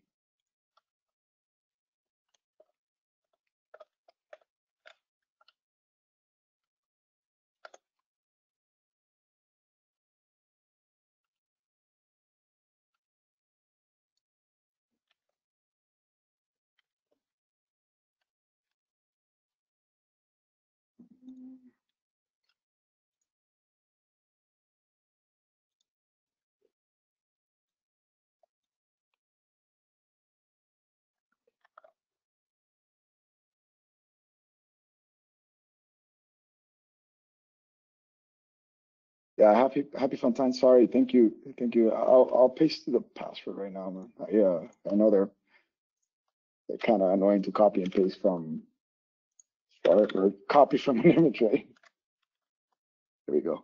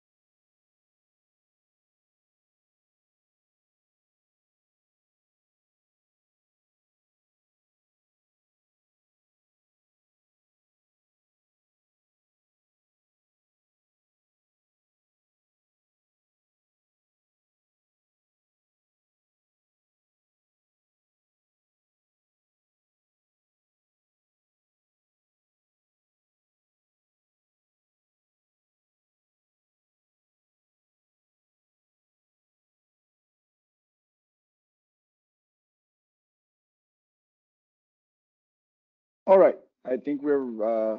I think most of everyone I replied back to the DM me. You should have a range. Let's get started of building. Whomever's following along to building our own. So let me start sharing my Firefox again here. You should be seeing AWS console. Can anybody, Rod, can you scream at me and let me know if you're in there? I can see it. It's not full screen, but Yeah, a little better. Yeah, that's much better. There you go. Sweet. Okay, so first thing we're gonna do here is we're gonna build our controller. Again, if you remember from the presentation here, we're gonna build this giant purple box first, and then we'll get the range started on this controller. For the most part, I'm using Ubuntu 18.04 images, but any Linux image should work just fine. Here, so I'm gonna go with the Ubuntu 18.04 LTS. And again, because all of this machine is gonna do is just allow us to install a command line interface and run commands in it. We really don't need a whole lot of horsepower in it. The free tier T2 Mitre should be just fine. So let's proceed with this one.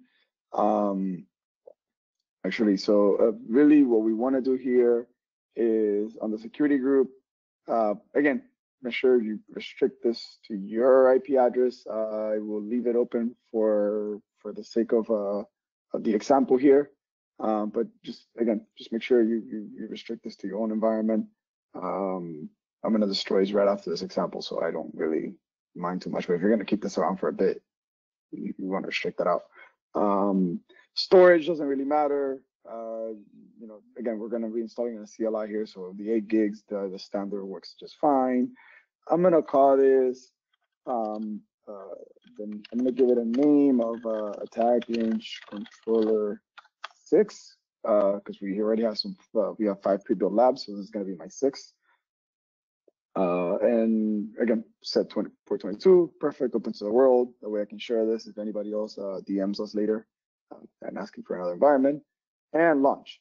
Now, here's the part where, again, it starts getting not necessarily tricky, but just make sure. I'm going to create a key pair for this.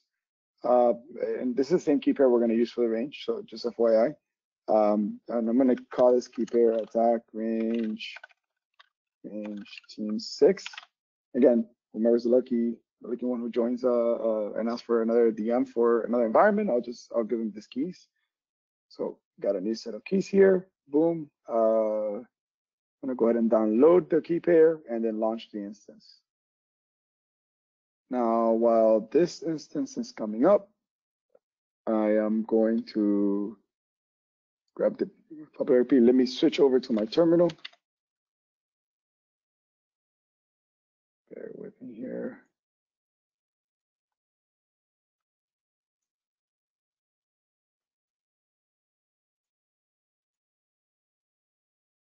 Can everyone see my terminal? Yeah. Sweet. So thank you, Rob, for confirming. I'm, for the sake of argument, I'm putting all of my keys in this Jungle folder for. So I downloaded the key earlier that we just generated from AWS, attack range team 6.pem. I put it here, and I'm going to start SSHing into this instance. So I'll pass it the key. There we go.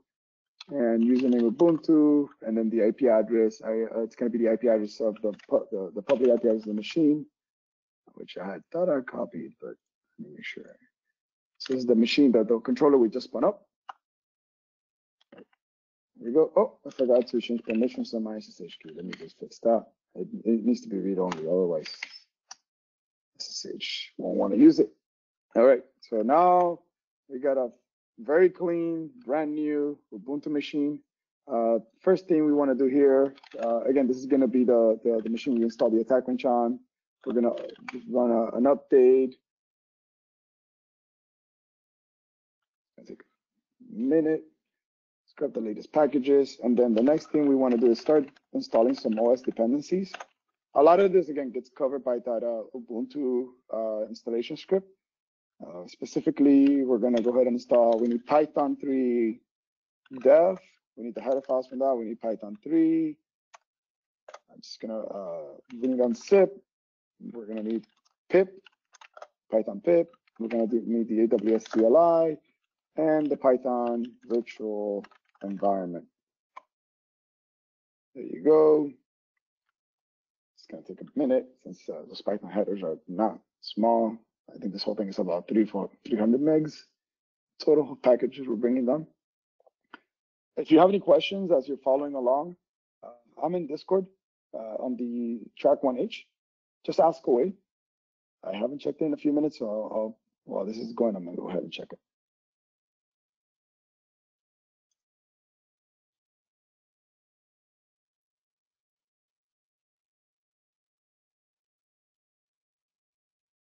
Yeah, Cactus, yes.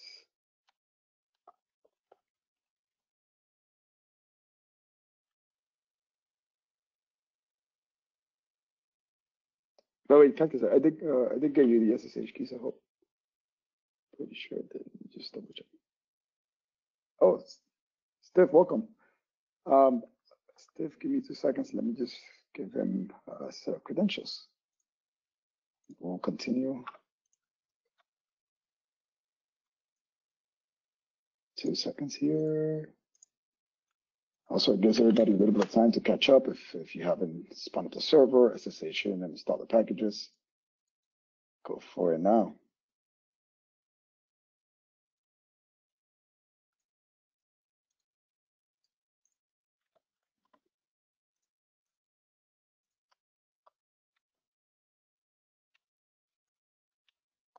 Okay, so let's keep going. So once we have our prerequisites installed, let's go grab our OS dependencies installed. Let's go grab Terraform. So I literally just wget the Terraform binary right from them. And the reason we installed unzip is just to unzip this little file here. There's probably 100 better ways to do this, by the way, and this is very easy to script out like I shared on the wiki. But again, for the sake of the workshop, I'm doing everything manually. So I'll just move Terraform onto user local bin, so everybody can use it. Obviously, we can't write to this unless it's root. And then we're pretty much ready here to start our setup of attack range. We got all the OS stuff out of the way, so we're gonna git clone attack range right from GitHub. Right? And then I'm currently on the attack range project. The next thing we're gonna do is, again, we're gonna go to Terraform, and let's just Terraform init. All of these basically started the configuration at this point of Terraform, since we got the whole OS of prerequisites out the way. So if you're following along, if you want to follow a wiki page, that's the wiki page to follow, the Terraform configuration wiki page. So we're going to go ahead and Terraform init. Like I mentioned earlier, this goes ahead and downloads the different plugins that we're going to be using under the hood for Terraform to build the environment. And that's done. Next here is let's create a virtual environment so we can install the project dependencies. So to create a virtual environment, you just virtual env, pass it the Python version you want to run. This is one of my favorite things, honestly, for Python, that you can separate whatever's happening on your project away from your OS. If you ever had the experience of ruining your OS as Python, like I've had in the past in Debian, that's something that you may never come back from. So this is a good practice. So I just created a virtual environment called VM. I'm gonna go ahead now and activate it, which means that now I am, actually, if I do which Python, you can see what's gonna happen here. My pip, which pip is right now pointing to user bin, which is my systems pip. But the moment that I activate this environment, if I can type, and I do which pip, now pip is the pip that we installed in that environment. So now I can do this fancy thing here, pip install requirements, which actually it's all the actual libraries that attack range depends on for Python. So like things like Ansible, which is what we're using to orchestrate the builds under the hood, and a bunch of stuff. This is going to take a minute. So let it run there.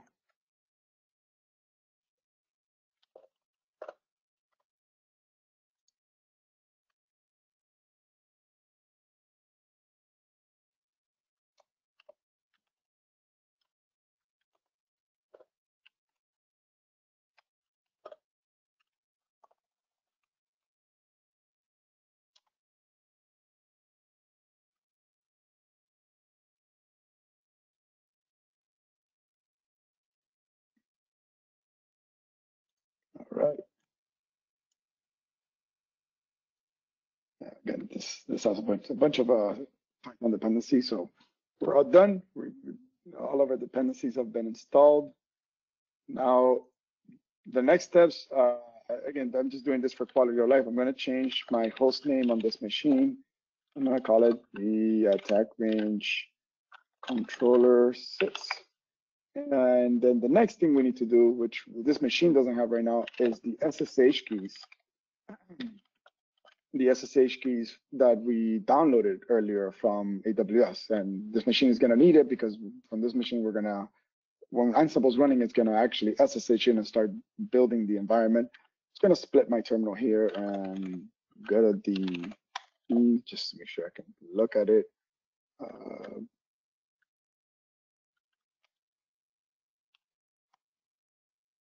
course, I'm going to display my private key here for the world. Obviously, this private key is going to live about the life of this event, so I don't mind. Here we go. So I copied my key over. Again, SSH does not like keys that are readable by the world. I'm going to make it just readable to my user. Is chmod by changing its permission. And the next step here is AWS configure. We need to configure AWS so we can actually operate Terraform. And it's asking me for a key ID. So I'm going to go ahead and flick back to my browser and create a key on AWS. Give me 1 second. Let me share Firefox again. So everybody should be seeing my Firefox now. So I am going to create a key, an API key, so we can actually build the range with Terraform. So I'll go to IAM, Identity Management. And here's a little bit of a tricky part. Today, we don't have necessarily a good set of policies to assign for AWS. The range uses a lot of components under the hood for AWS. So I hate to say this, but just give it admin rights for now. This is something we definitely want to post eventually on the wiki, where we get very specific as to what roles you're providing your AWS user. But for now, just go full blown admin to avoid any potential issues. I'm going to call this attack range team 6. This user, again, a programmatic access. We're looking for the access key and secret. And I already have pre-built a group just with like full admin rights. Just administrative access is the attached policy. As long as I think it has AC2 admin, it should be okay. Doesn't need a name. I just need credentials. Created a user. Live is good. I have a key. I have a user key here. Sweet. So this is what I'm going to paste over. It needs the secret. I'm going to paste the secret over as well. My region, in this case, I'm building on US East 2. One big thing of importance is make sure whatever region you set, you created your SSH key under that region. Earlier back, I should have pointed that out, but we're working on US East 2. And then also when you configure attack range, you see it in a second. When I jump into the configuration file, you want to set your region in there very explicitly. Otherwise, you're going to get errors. Right? So the AWS configured region needs to match the attack range configured region, as well as the region your key is in. So now that we configured AWS, all we're missing is just configuring the attack range, and we'll spend a minute here. I kind of want to walk through. I want to walk through this config. So first things first. The key name. Oh, I just realized I've been in Firefox this entire time. I'm so sorry. Let me go back here. Yeah. So just going back here for a second. Basically copied and pasted SSH over, and then I ran AWS configured. If you hadn't seen it, to configure region.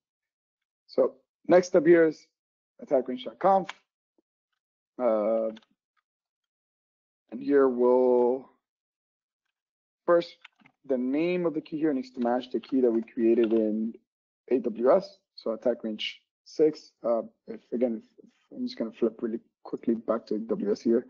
If we go to the EC2 service, and we go to key pairs.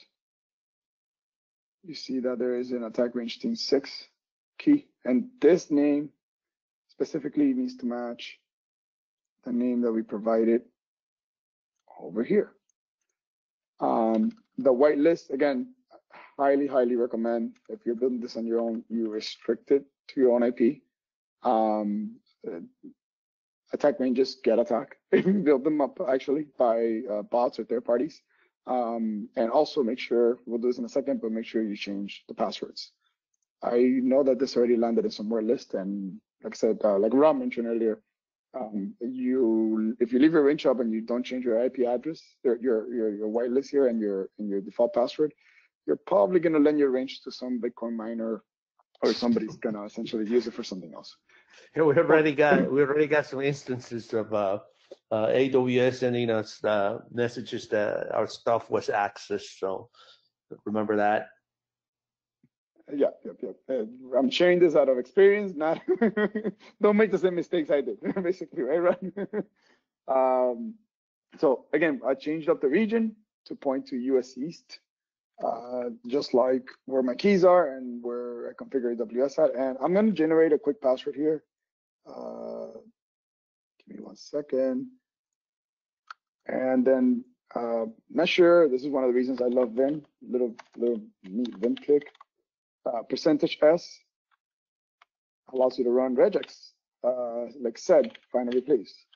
So I'm going to just find and replace every instance of the word attack. I like attack range, which is the password we use by default, with bang at the end, with this generated random password that I just got. And boom, that went through the entire file and changed. I like the attack range. So the default password is no more. Let me just grab this one and set it aside. And then continuing here, our configuration. So we configured the region. I've already saved the SSH key under this file. If you recall earlier, this is the file I ended up editing. You can obviously put the SSH key in any other location you want, right? Like let's say you want to use, you have under the private key path, some other key because you're using this server that you're building on for something else. You can always pass it another path, right? Just FYI. And I'm not going to change even though I said it like 10 times to change it, I'm not going to change it just because, again, we've been sharing this ranges for everybody to play on. So I want to keep it open just for the sake of this lab. Continuing here on the configuration of the range or the config file. Again, I set a replace all the default passwords, so the Splunk password change and all the other ones, but cool thing about the range is it allows you to configure all kinds of stuff like what Splunk version you want to install. We grab all the apps instead of from Splunk base. We grab and run from an S3 bucket.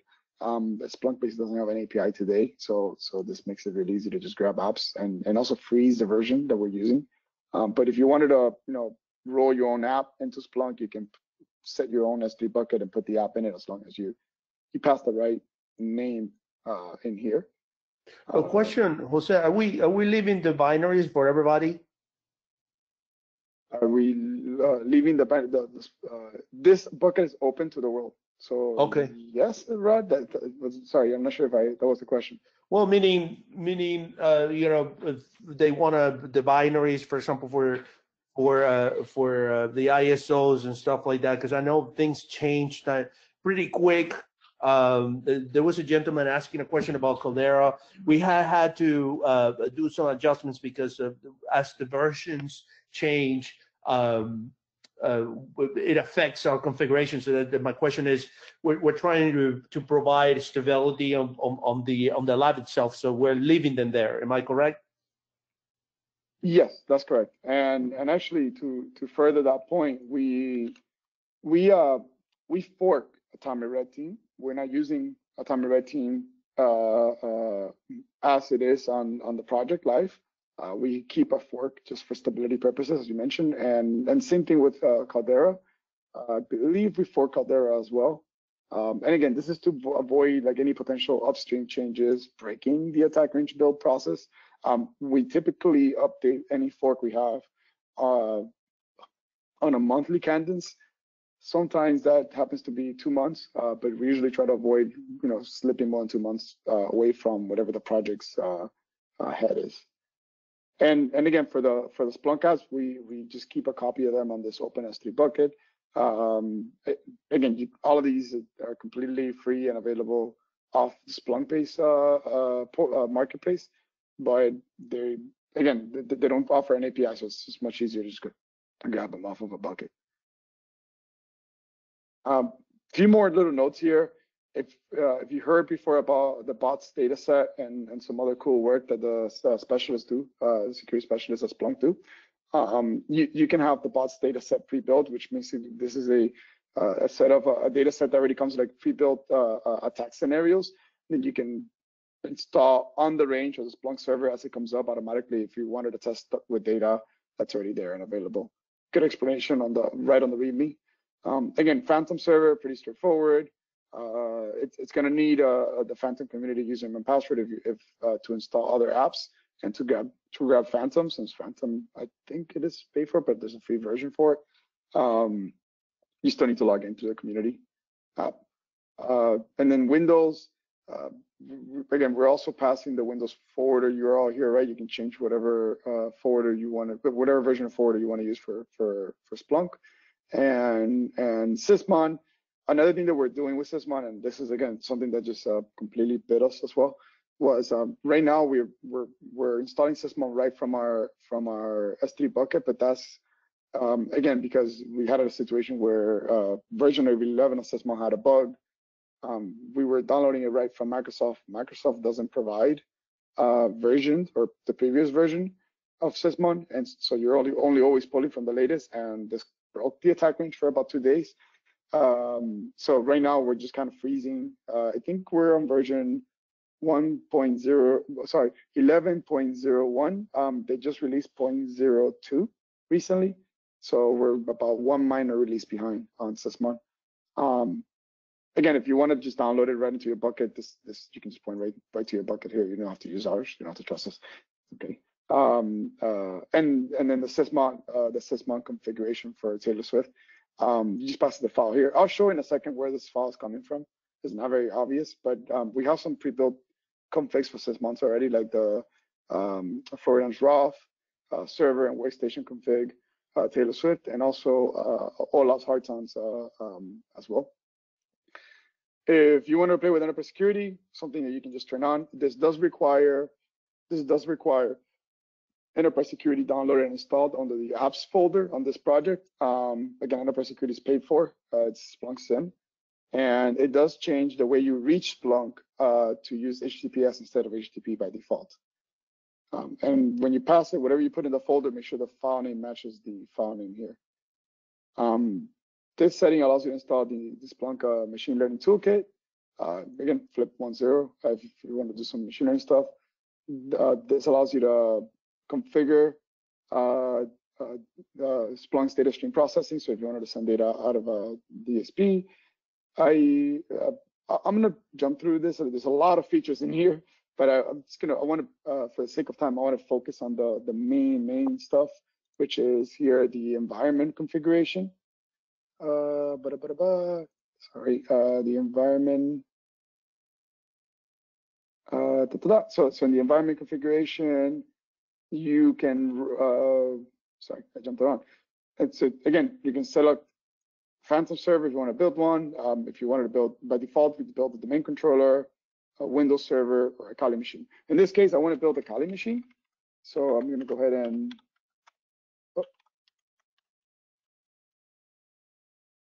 I'm going to just set this to 1 as well.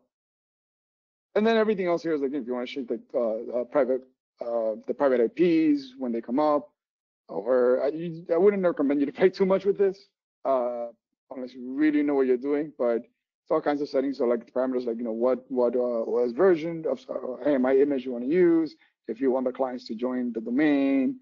Again, the cloud attack range environment is set up there as well. It's usable. We just don't have any simulation engines for it out of the box. But that's the config file. Again, the parameters we ended up changing were the key. Just going really quickly, let me go back up. The key name and the region in this case, and then the default password. Let's get building. So I mentioned earlier, building takes about 15 minutes. So we likely won't finish the entire building, but I am going to jump into another environment just to show you attack simulation and how that looks. So mode Terraform, because that's what we're prepping for, action build. And there we go. It throws a message about Vagrant not being there because we never installed it. We're not building this for Vagrant, but let's see if I did everything right. This should just start going. Yep, it looks like at least Terraform was able to start working.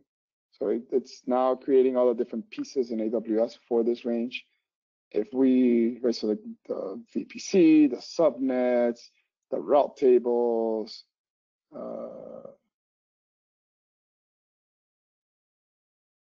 go. The main controller just, I think the machine's starting to come. If I flip over to Firefox, you're gonna see this stuff come up here. Let me show you what this looks like under AWS. I'm just gonna filter by our key name, which is attack range team 6. And I should be getting machines going. So this isn't terribly wrong. It takes a little bit. Yeah. It takes a little bit. Let's see here. You know, I must have done something wrong because I don't see the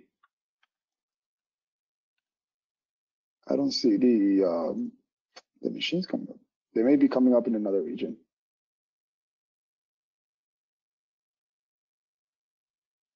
You're in Ohio. You're in Ohio. Do you select the east, west, east? If you select the east. Okay. Yeah, US East 2. It's gonna get a minute. It's only around for a minute, so it may not even be. Let's give it a minute.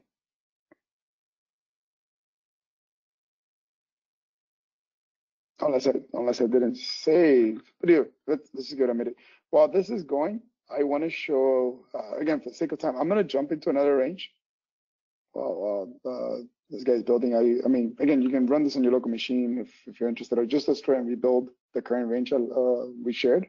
You'll see the process, but it does a lot of cool stuff. Like, again, it created the instances in this case. It's here. You see it trying to connect to the instances. Actually, I think that's the error. No, there. It's trying to connect to the different instances. Then it runs Ansible to provision it, and then it goes ahead and starts. Like in this case, it's building the domain controller. We're still looking at the Amazon. You have to switch to the CLI. Oh, sorry. I have it. Yeah. So yeah, you'll see here again. It's gonna do all the AWS stuff. Bring up the box, then try to connect to it, and you see here trying to connect. This is waiting for the machine to actually come up, and then it'll SSH into the machine, and yes, I can actually. Let me see. Is that a little better? Text-wise. There you go. So it's coming up. You see that's like disable Windows Defender. We disable Windows Defender because sometimes when you're emulating certain stuff, you don't want your input protection to get in the way. But ours, you can go in there and turn it on yourself. That's actually smaller if you want to make it a little bigger. It's actually smaller. So the one that you had before was better. was better. Okay, that's right there. Is that better? Yeah. Yeah. I am.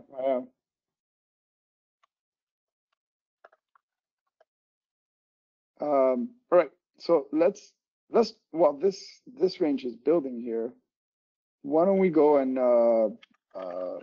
launch an attack against one, and then we'll figure out where this one landed. I must have made a mistake. I don't know why I'm not seeing it.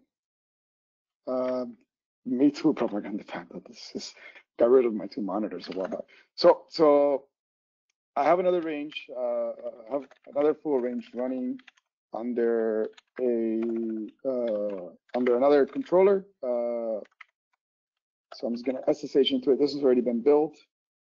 Let me just grab the IP address for it, and we can jump right into it.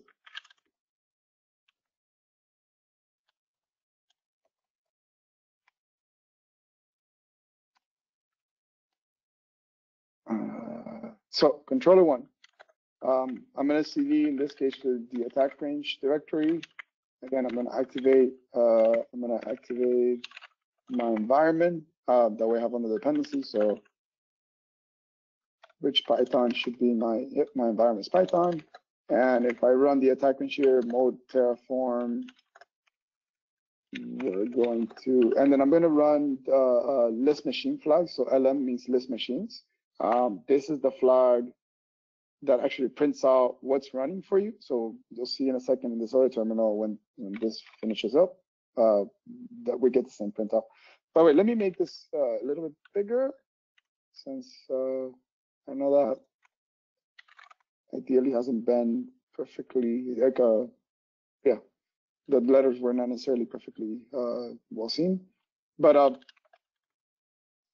back to this machine. So the one thing I wanted to share here, let's try to launch an attack and see what that looks like.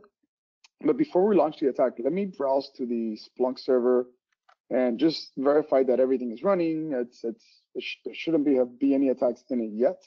So let's flip back to Firefox and do that.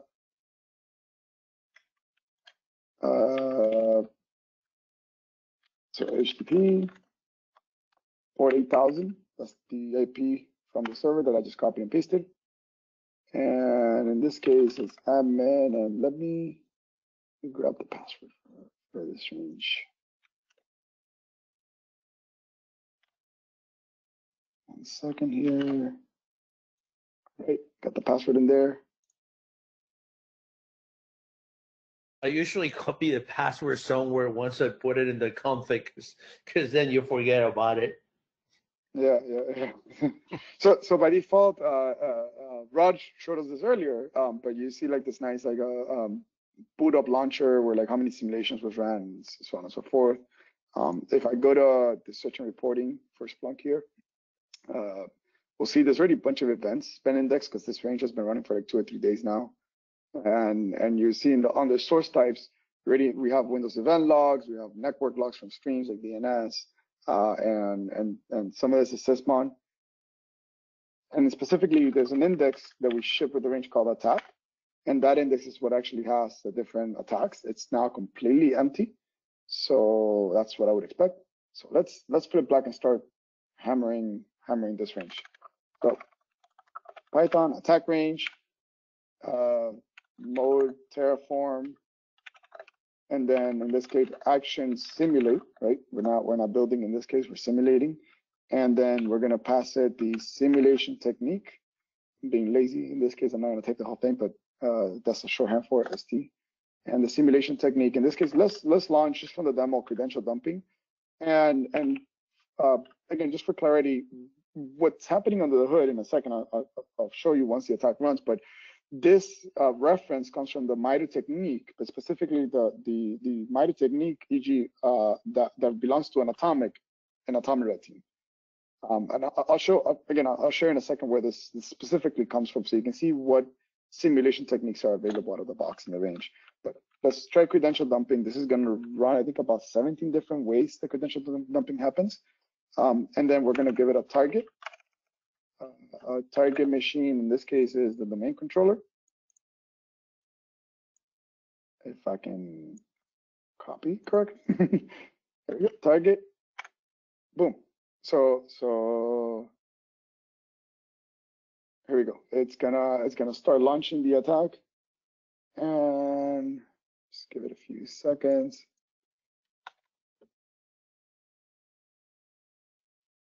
Hoping it works. We could have demo fail. Such is life. I did not give my offering to demo gods this morning, so Under the machine died at some point. That is also possible. Since usually you get like some connection screen right afterwards. Well, this is going. Let me double check what our progress is so far on the other range we've been building. All right. So this is still building the Windows server. Again, the domain controller. It's about 9 minutes in. Should finish. Like I mentioned, usually it'll take more than 15 for the whole thing. Okay. I might have had a demo fail here.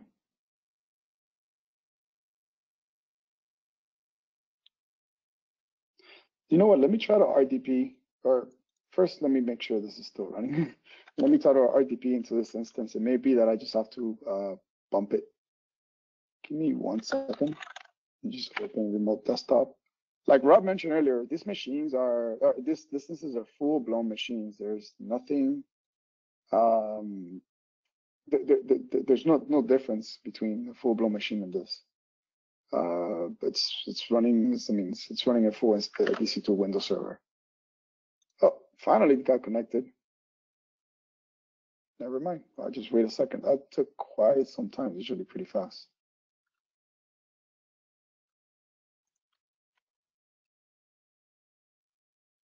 There you go. So first thing, it's gonna go ahead and install like a Tommy Red team if it's not installed on the box, the agent, and then once it's installed, it like does some like minor configurations, and oh, something went wrong. Been seeing this where like WinRM sometimes will crash. Let me restart that instance, specifically this Windows domain controller. This range specifically has been running for a few days, so I suspect something wasn't going wrong with that instance. So let's just find it here in Firefox. Specifically this instance. Oh, no, that's the error.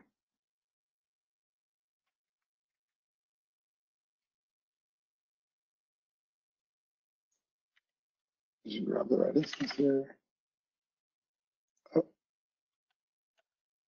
I am in the wrong account. Bear with me.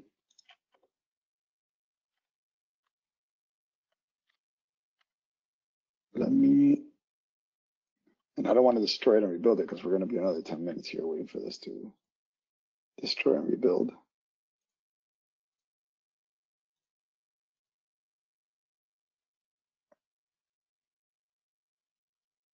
In 2 minutes, I'm logging into the AWS account for this instance, so I can go ahead and I'll just hard reboot that instance, that Microsoft Windows instance. During the meantime, let's just keep checking the status on our other range build. It's getting close to being almost done.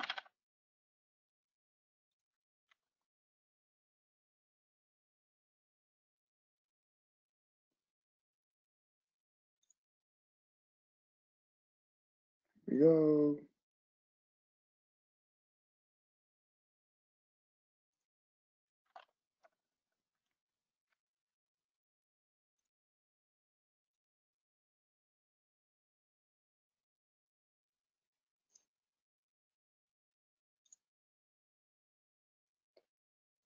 All right, just to show you, this is the domain controllers. I'm gonna go ahead and reboot them.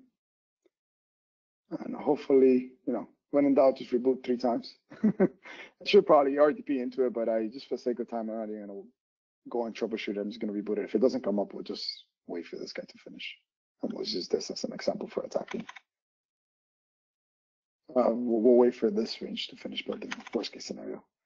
But let's see. Well, that's coming up. Here, let me just do a list machine. Let's try to RDP. Make sure again the server comes up and it works well. There we go.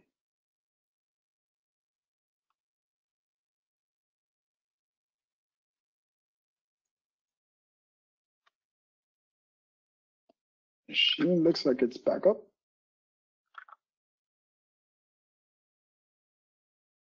I'm gonna go ahead and copy the password for it.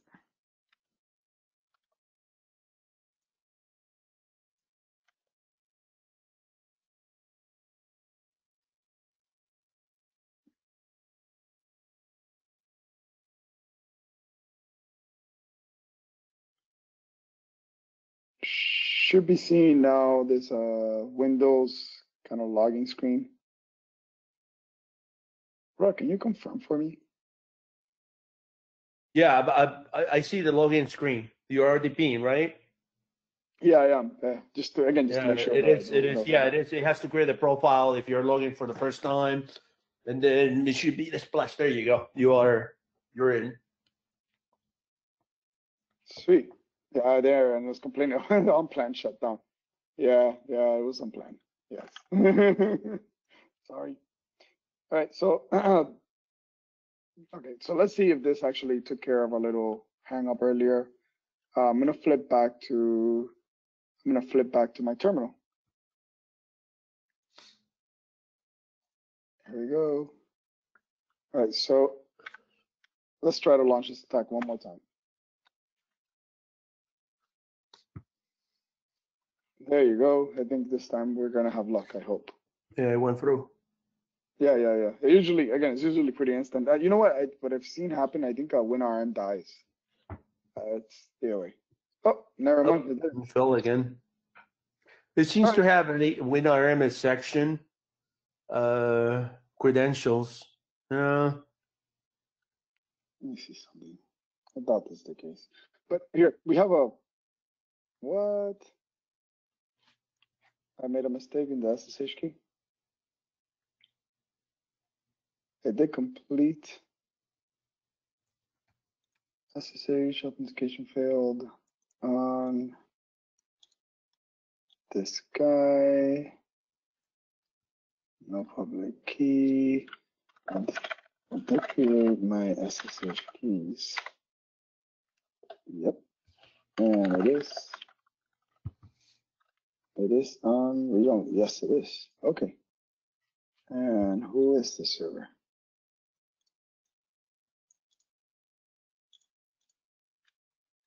Give me 1 second. Let me just verify this server. Oh, one nice thing is when things fail, at times, when you run Terraform, you may not have to rebuild from scratch. It's not necessarily a requirement, which is pretty cool. The Terraform will know, like, just to rebuild that instance that went bad.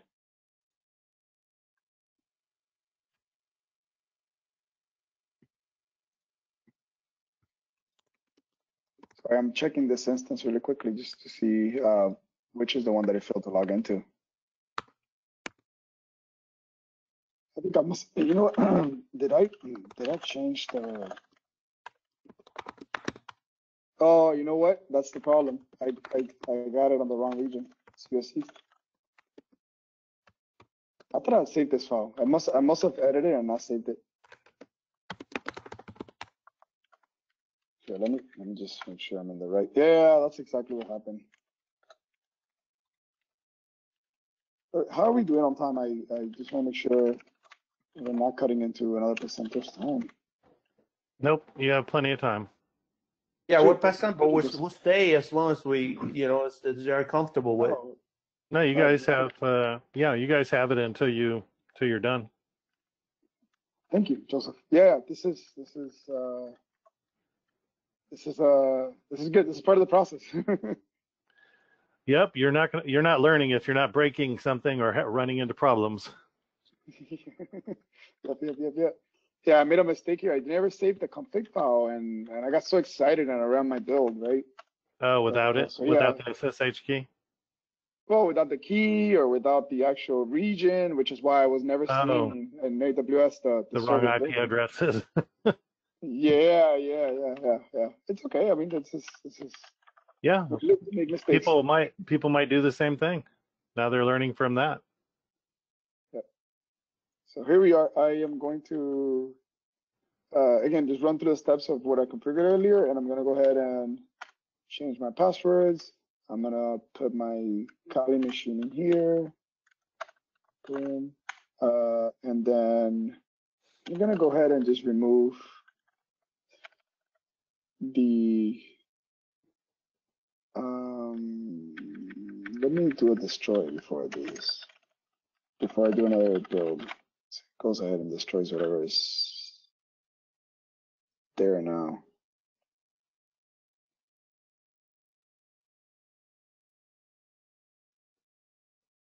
You know what? Let me just wipe out the Terraform state.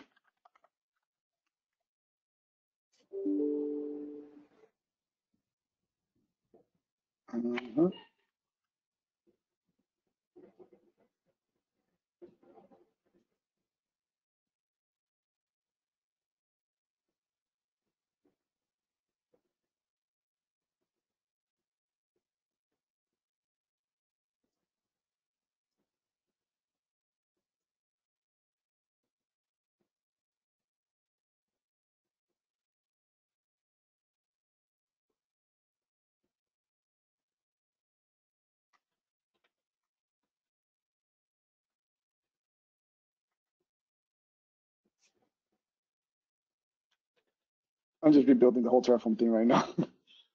It looks like I broke it pretty bad.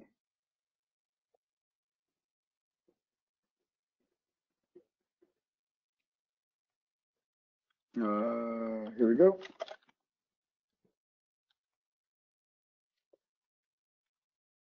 And we should be able to do another build. This time around, hopefully we're in the right region. Let me log into AWS again and see this thing come up again.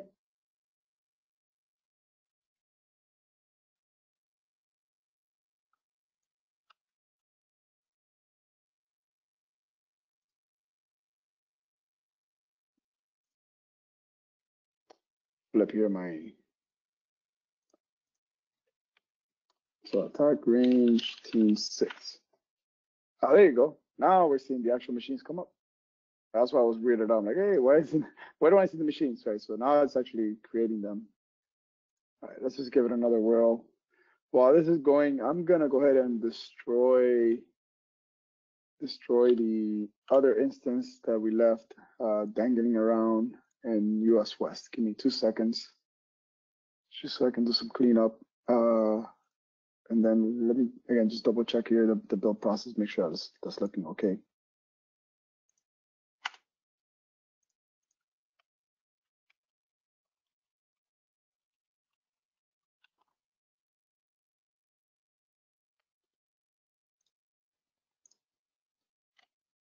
All right.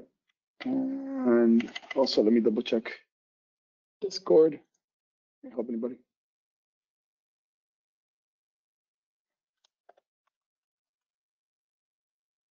There's no dangling questions so far. All right, so this is coming back up. This is good. This range, I don't know what ended up happening here with the team 1, so the controller 1. We can do a destroy and rebuild too. Why not? How does that sound? Have 2 ranges for the lack of 1.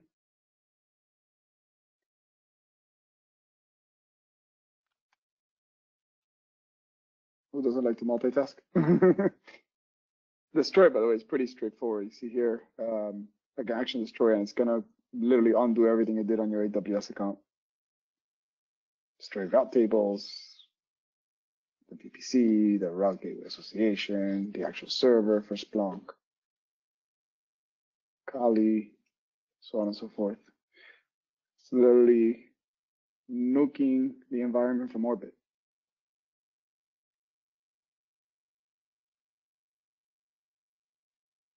And sorry, I just flipped back to the build. This is already building Kali. Nice.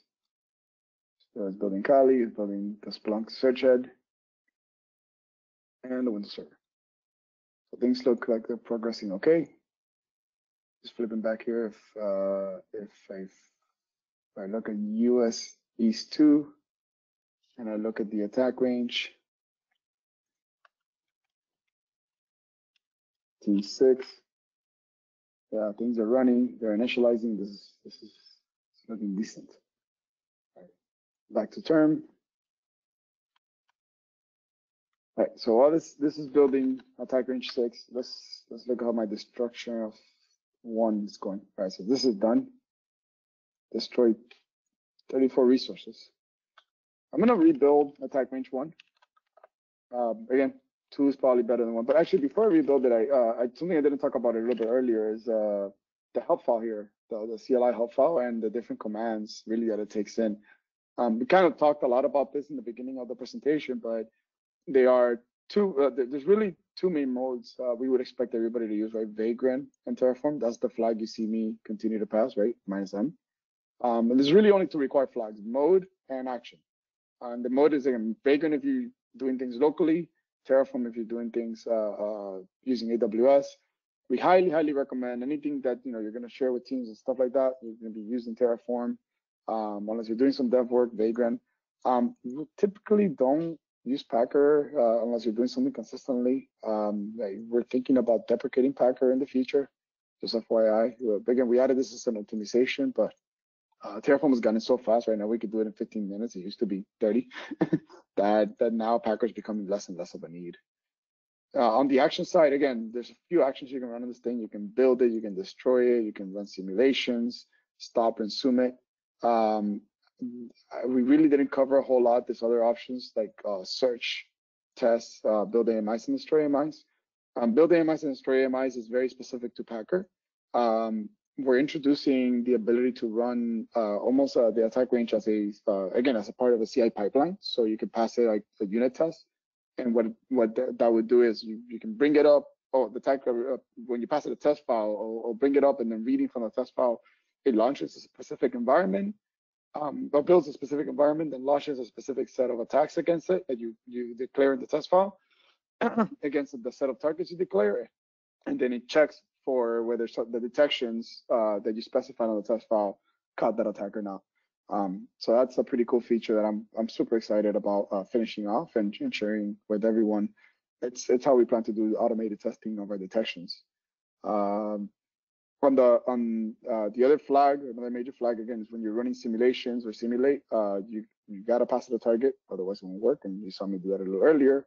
The simulation technique is the technique from Atomic Red Team, which actually I forgot to share where that's coming from because we had that error, but I'll come back to it. I haven't totally hasn't totally locked my mind. I'm not even going to cover search name. We're thinking about deprecating search name and the search feature for in lieu of test. If you had another config file somewhere else, you can pass it. Again, the path in here. The test file is for the test feature. And then the other flags you saw is a list machine earlier, which actually prints out everything that's been built out or what the current status is, and then list searches. Again, the AMI is for the Packer feature, which also will likely get deprecated. This is pending a nice cleanup. Let me flip back here. Okay, this is still building. Sweet. While this is building, I'm just gonna go ahead and start building also the Team 1's attack range. If you're following along and you have your own attack range and you're playing with this, if you're just straight and building, again, any questions, comments, jump in Slack, message Div or Trahan. We're both in there. While Team 1 and Team 2 builds out, let me talk about how the Atomic Red Team technique flag works a little bit. So when you pass it a flag like simulation to me like T1001, what's really happening under the hood is it's gonna go ahead and actually, T003, it's gonna go ahead and leverage one of these atomics. And this is coming right from the Red Canary's GitHub project, Atomic Red Team. And if we open, for example, and by the way, now Atomic Red Team it supports sub techniques. If you're familiar with the Mitre sub techniques, which is pretty neat. But if we open T003 here, they have two files. The YAML is the actual configuration that runs, and then a README, a Markdown file. The Markdown file walks you through the different kinds of simulations that are really happening, or attacks basically are really happening when you pass this technique. So when we specify T003, it's really running these two attacks, or these two atomics. So they call it PowerShell Mimikatz and GSEC dump, right? And if you click on PowerShell Mimikatz, you see a nice description of what that means or what that does. The actual command that is invoking on the system. And again, they're usually pretty extremely well documented as to what is it trying to accomplish with quote unquote that attack. Like Rod said, earlier, and I think it was also mentioned in Discord, the fact that a time red team is launching a sample of an attack doesn't mean that this is what all the invocations of this attack looks like. So this is, for lack of a better word, table stakes for like the most basic of detections. This is definitely not a deep and wide view of what kind of potential attacks can happen. For example, like in using GStack dump.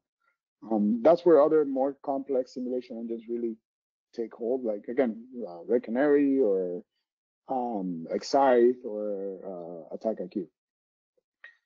I'm going to click here on another simulation technique. For example, this is one of the sub techniques, 002, as part of credential dumping. And this is specific credential dumping for the security account manager, which includes dumping registries using reg.exe, dumping registry using, again, secrets.dump or pwdumpx. And there's a really, again, really good examples and documentation as to how this works. I'll be using this to demo simulation in 1 second, and I'll demo detection as well. Let me jump back to the terminal and make sure that build is going okay. All right, so it looks like we're about 9 minutes. We're about 4 minutes left, roughly, on this build. And this is still going. This is still building the machines out. All right, let's just wait. Let's wait it out. Any questions so far? Jump over here to Discord and make sure that anybody who has any open questions.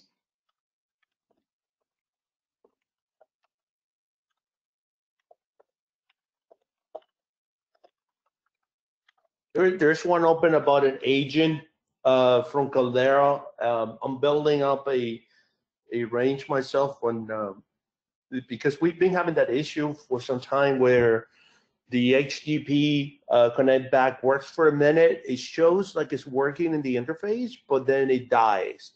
So the way around that is usually you go in Caldera, look at the code, RDP into the Windows, paste it in the command line, and then it connects back. So I'm going to replicate it and post the screenshots on the actual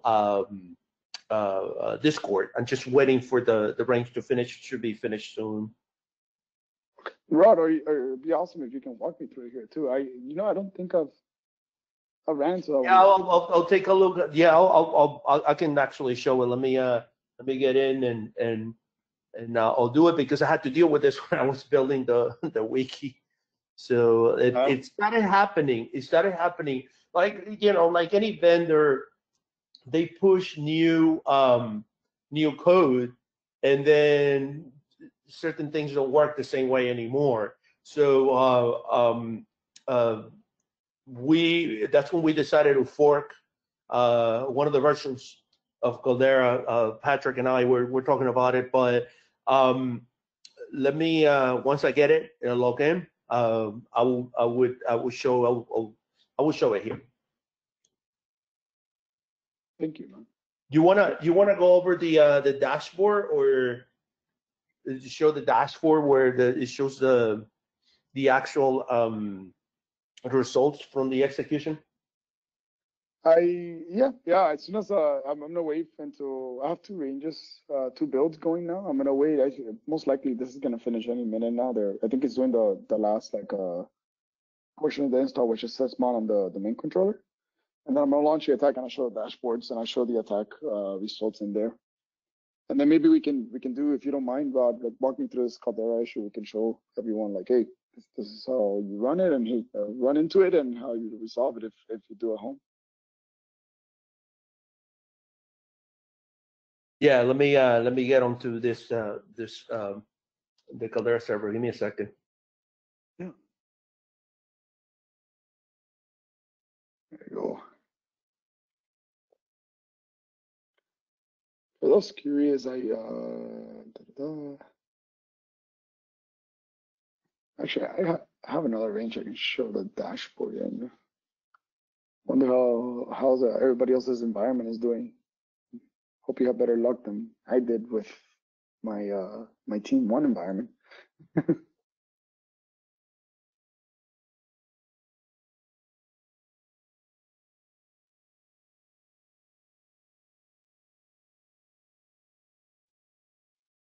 we go. Come on, faster. I have zero patience for waiting for this thing to finish, which is the result of the packer mode. And a lot of the wait time is not necessarily, it's just things on Windows machine takes a long time in AWS. Oh, there you go. Team 6 is built again, successfully this time, which is great. All right, so let's go to Splunk really quickly. Again, just make sure that it came up and we can see it. 30,000 and username is admin. Let me copy and paste the password that we had set earlier.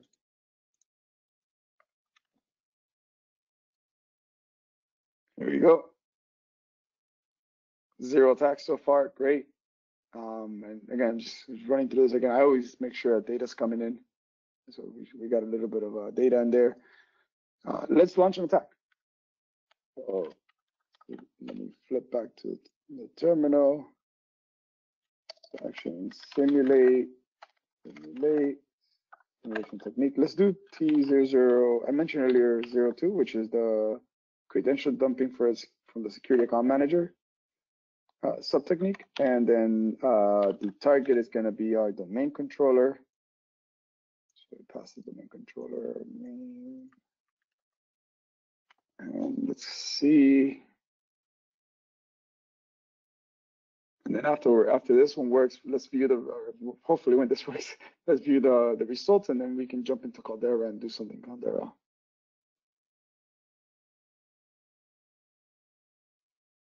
So again, it checks whether Atomic is installed. It's gonna go ahead and install it if it's not. And then run the actual attack. There you go, ran the technique correctly, it's cleaning up. And so we successfully executed technique T00302 against the target. Let's flip back to Splunk, and we should see that our launcher page now, we should see an actual attack in here. Or not, just kidding. It takes about a minute for the data to come and get indexed. You know what? Let's just search the index directly. So if you go to index attack, see the last 15 minutes.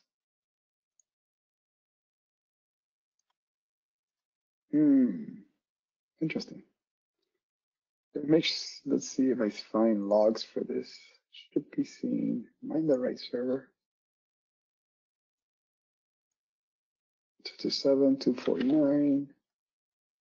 Yep.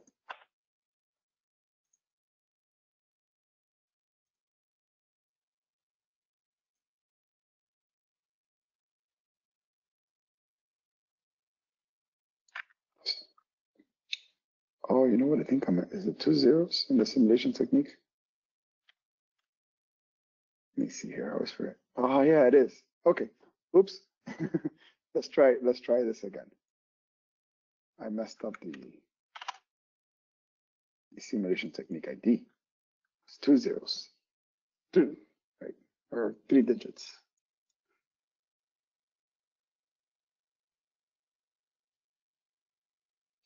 Right. That seemed to have worked again. Let's go back to Splunk and refresh this.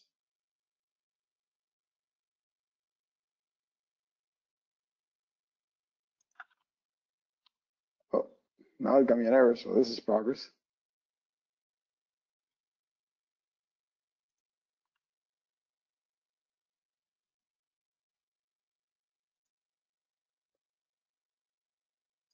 Here, if we go to index attack range.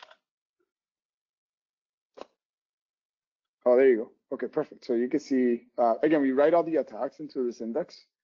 And we can see here we launched 2 tests, test 1 and 2. Specifically, the registry dump of SAM, creds, and secrets, and registry parse with cats. And if we flip over to Atomic Red Team, on this technique, that's exactly the 2, right? Registry dump of SAM, creds, and secrets, and registry parse with cats. Now, if you wanted to see what this a detection search looks like for this technique, we have one in our enterprise security content update. This is, for lack of a better word, the bread we make for Splunk, our detections for these attacks. And we have specifically a use case here for credential dumping that has a bunch of detections, and I know there I have one specifically for that technique of registry dumping through the reg.exe. I just gotta find it. Here it is. So this is the search. I think this should work out of the box, but I may have to modify it slightly. But this is looking, oh, there you go, it worked, perfect. Yeah, so this search is looking for any process commands with reg.exe or command.exe that has the keyword safe under any of these registry keys, HK local machine security or HK local machine SAM or HK local machine system. And you see here, there are a few instances where the command CMD or reg.exe actually ran what looks like attempted dumps, right? And again, this is Atomic Red Team doing it. So this detection works. Awesome, as we would expect it. So we launched an attack. You saw what that attack looked like, and this is the detection for that attack. Now let's look at Caldera. Let's look at Caldera, the simulation engine. So port 888, I send that over with instructions from whomever's running on their own range. Because I replaced all the passwords with my own password. I'm just going to use that password in here, and Caldera came up. All right, I got it.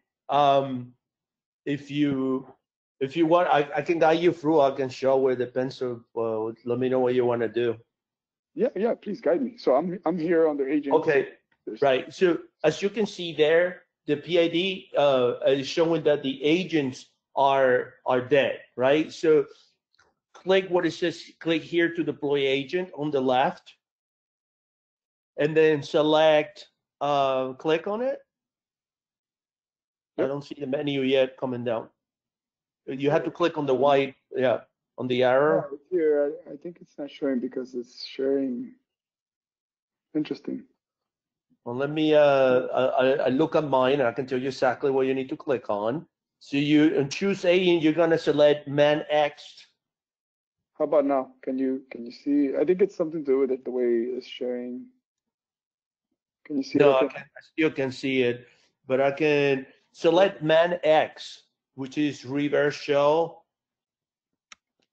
Okay. Via TCP. Reverse shell agent, TCP communications. Okay. Right. Now scroll down until you see the Windows icon and see TCP. You see that? Okay. It's a reverse shell via TCP. Yeah. So go ahead and copy all that code. Okay. All of it. All right. So now what we're going to do is we're going to RDP into the Windows server. Oh, okay. Give me 2 seconds. Let me bring up RDP. So I'm going to share RDP here. And let me find my Windows server IP address. 2 seconds. I'm gonna go ahead and add an UBC.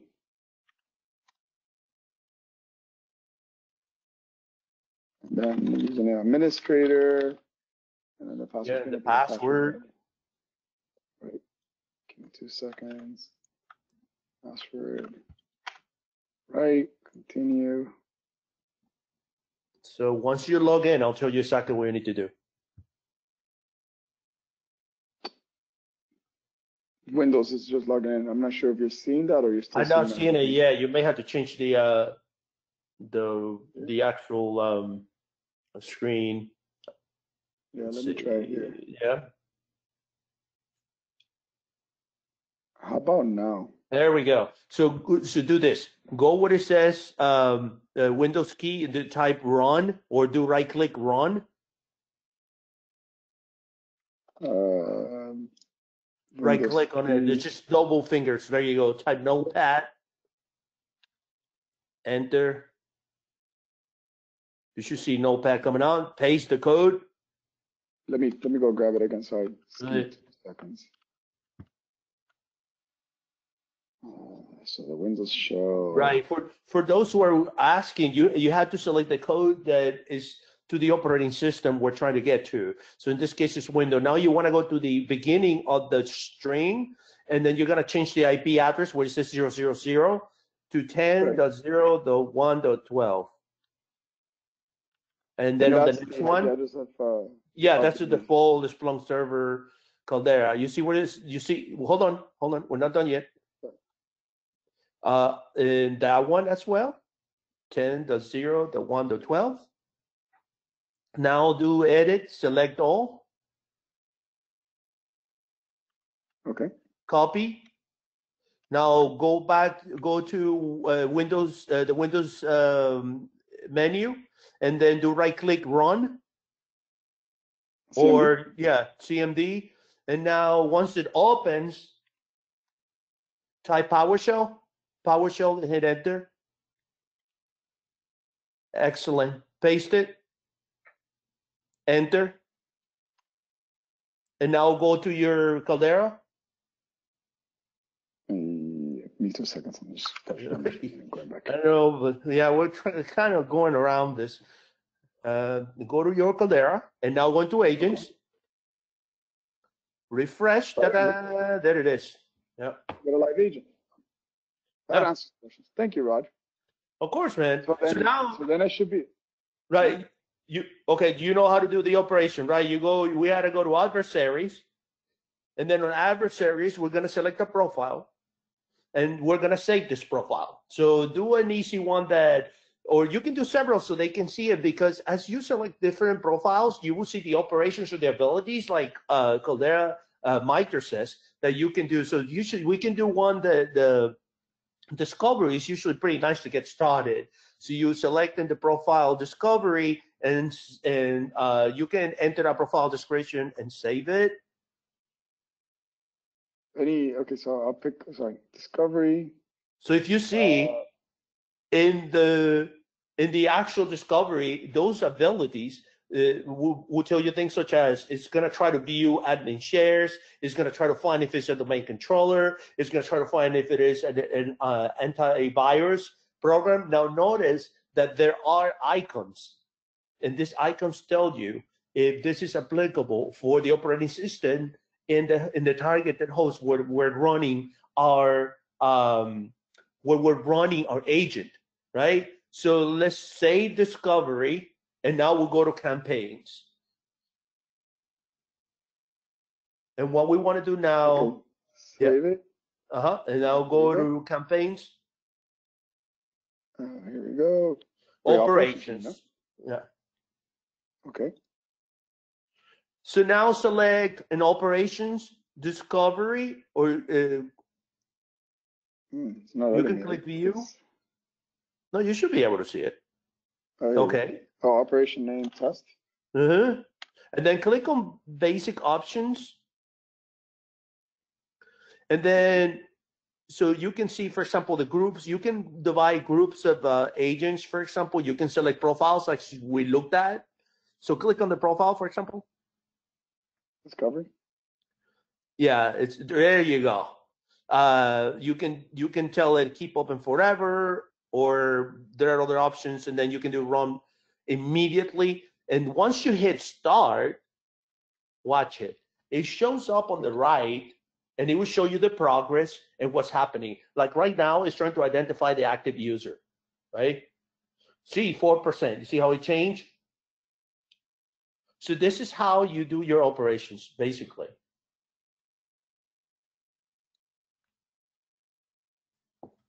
All right, 8%. There you go. It is. It is working on. Yeah. It's doing its thing. So this is running, Rod, all these discovery exercises, basically, huh?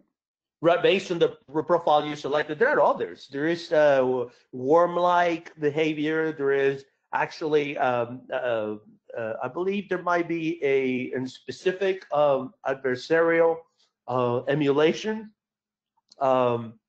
But interestingly enough, It's not like the atomic where you get the identify technique. That surprised me a little bit.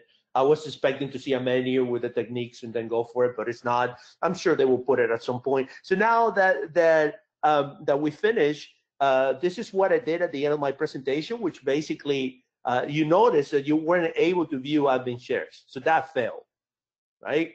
So we can actually look at index and the index, a win index, and you will see the execution of the agent, which you can find by basically going back into the agent and looking at the name of it, and then searching it within index equal win, and you will see what it's been doing basically. You want me to go ahead and do that really quickly? Since I'm already here. Yeah, you can go. You can search. Do you remember the name of the agent? If you go right, I don't think that's the complete name, but you can always go back to the agents and. I'll try to rock it. Yeah, this is. I know it starts with that. Let's see.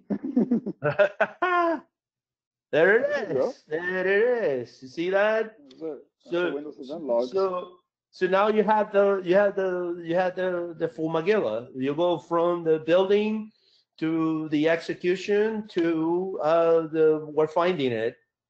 Gives you process ID, gives you the executable. So this is an amazing tool for researchers. I love this. I always wish I had something like this. It took a lot of time in the industry to get to this point, and obviously we didn't have the technologies we have nowadays. So Rod, the agent in this case is the host name. Is that what it matches on, the field? I'm trying to find. No, the agent should be under an executable. Oh, see, creating script log of text. Yeah. I'm seeing it on the also. Maybe if I don't specify an index, I wonder if this shows up anywhere else. This should show somewhere else too. You should see in the index there. There you go. Yeah. So it's showing up in the sysmon events through PowerShell, execution bypass, and then some command. Cool. Very cool. Yeah, it's a little tricky. And guys, we're dealing with this as you are. You can see the operation is still going, and some things will apply, some others would not. Again, I want to emphasize this. When you do this, you want to use your golden image. Your golden image is your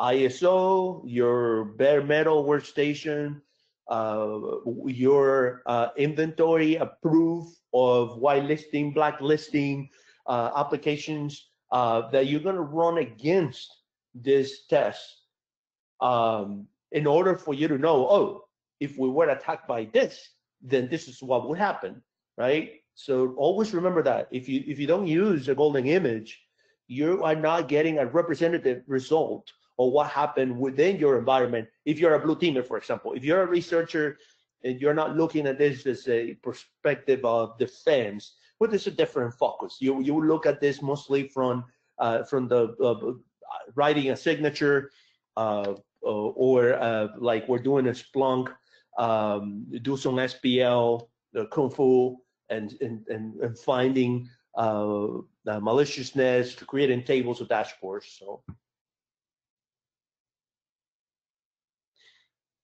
Great. I'm gonna end it here if it's okay, Rod. I think we covered quite a bit. I'm actually kind of happy and thankful that things didn't work exactly how we expected, because everybody got a good taste of like what troubleshooting the attack range looks like also. But yeah, this should give you a really good experience to like how do you build things, how do you launch an attack, how is it pieced together. Again, we're gonna be around in Discord if you're still playing with this thing. The goal is to destroy all the provided labs by first thing tomorrow morning. So they'll be around for a little while. If you want to keep kicking around inside of them. And yeah, again, Rod and I will be in Discord. Otherwise, you can find us on Twitter. This was fun. Yeah, thank you guys. Yeah, I was gonna say thank you, Joseph, and Texas Cyber Summit team. You guys have done an amazing job putting this event together, Yeah, and we really thank you appreciate very the much. opportunity.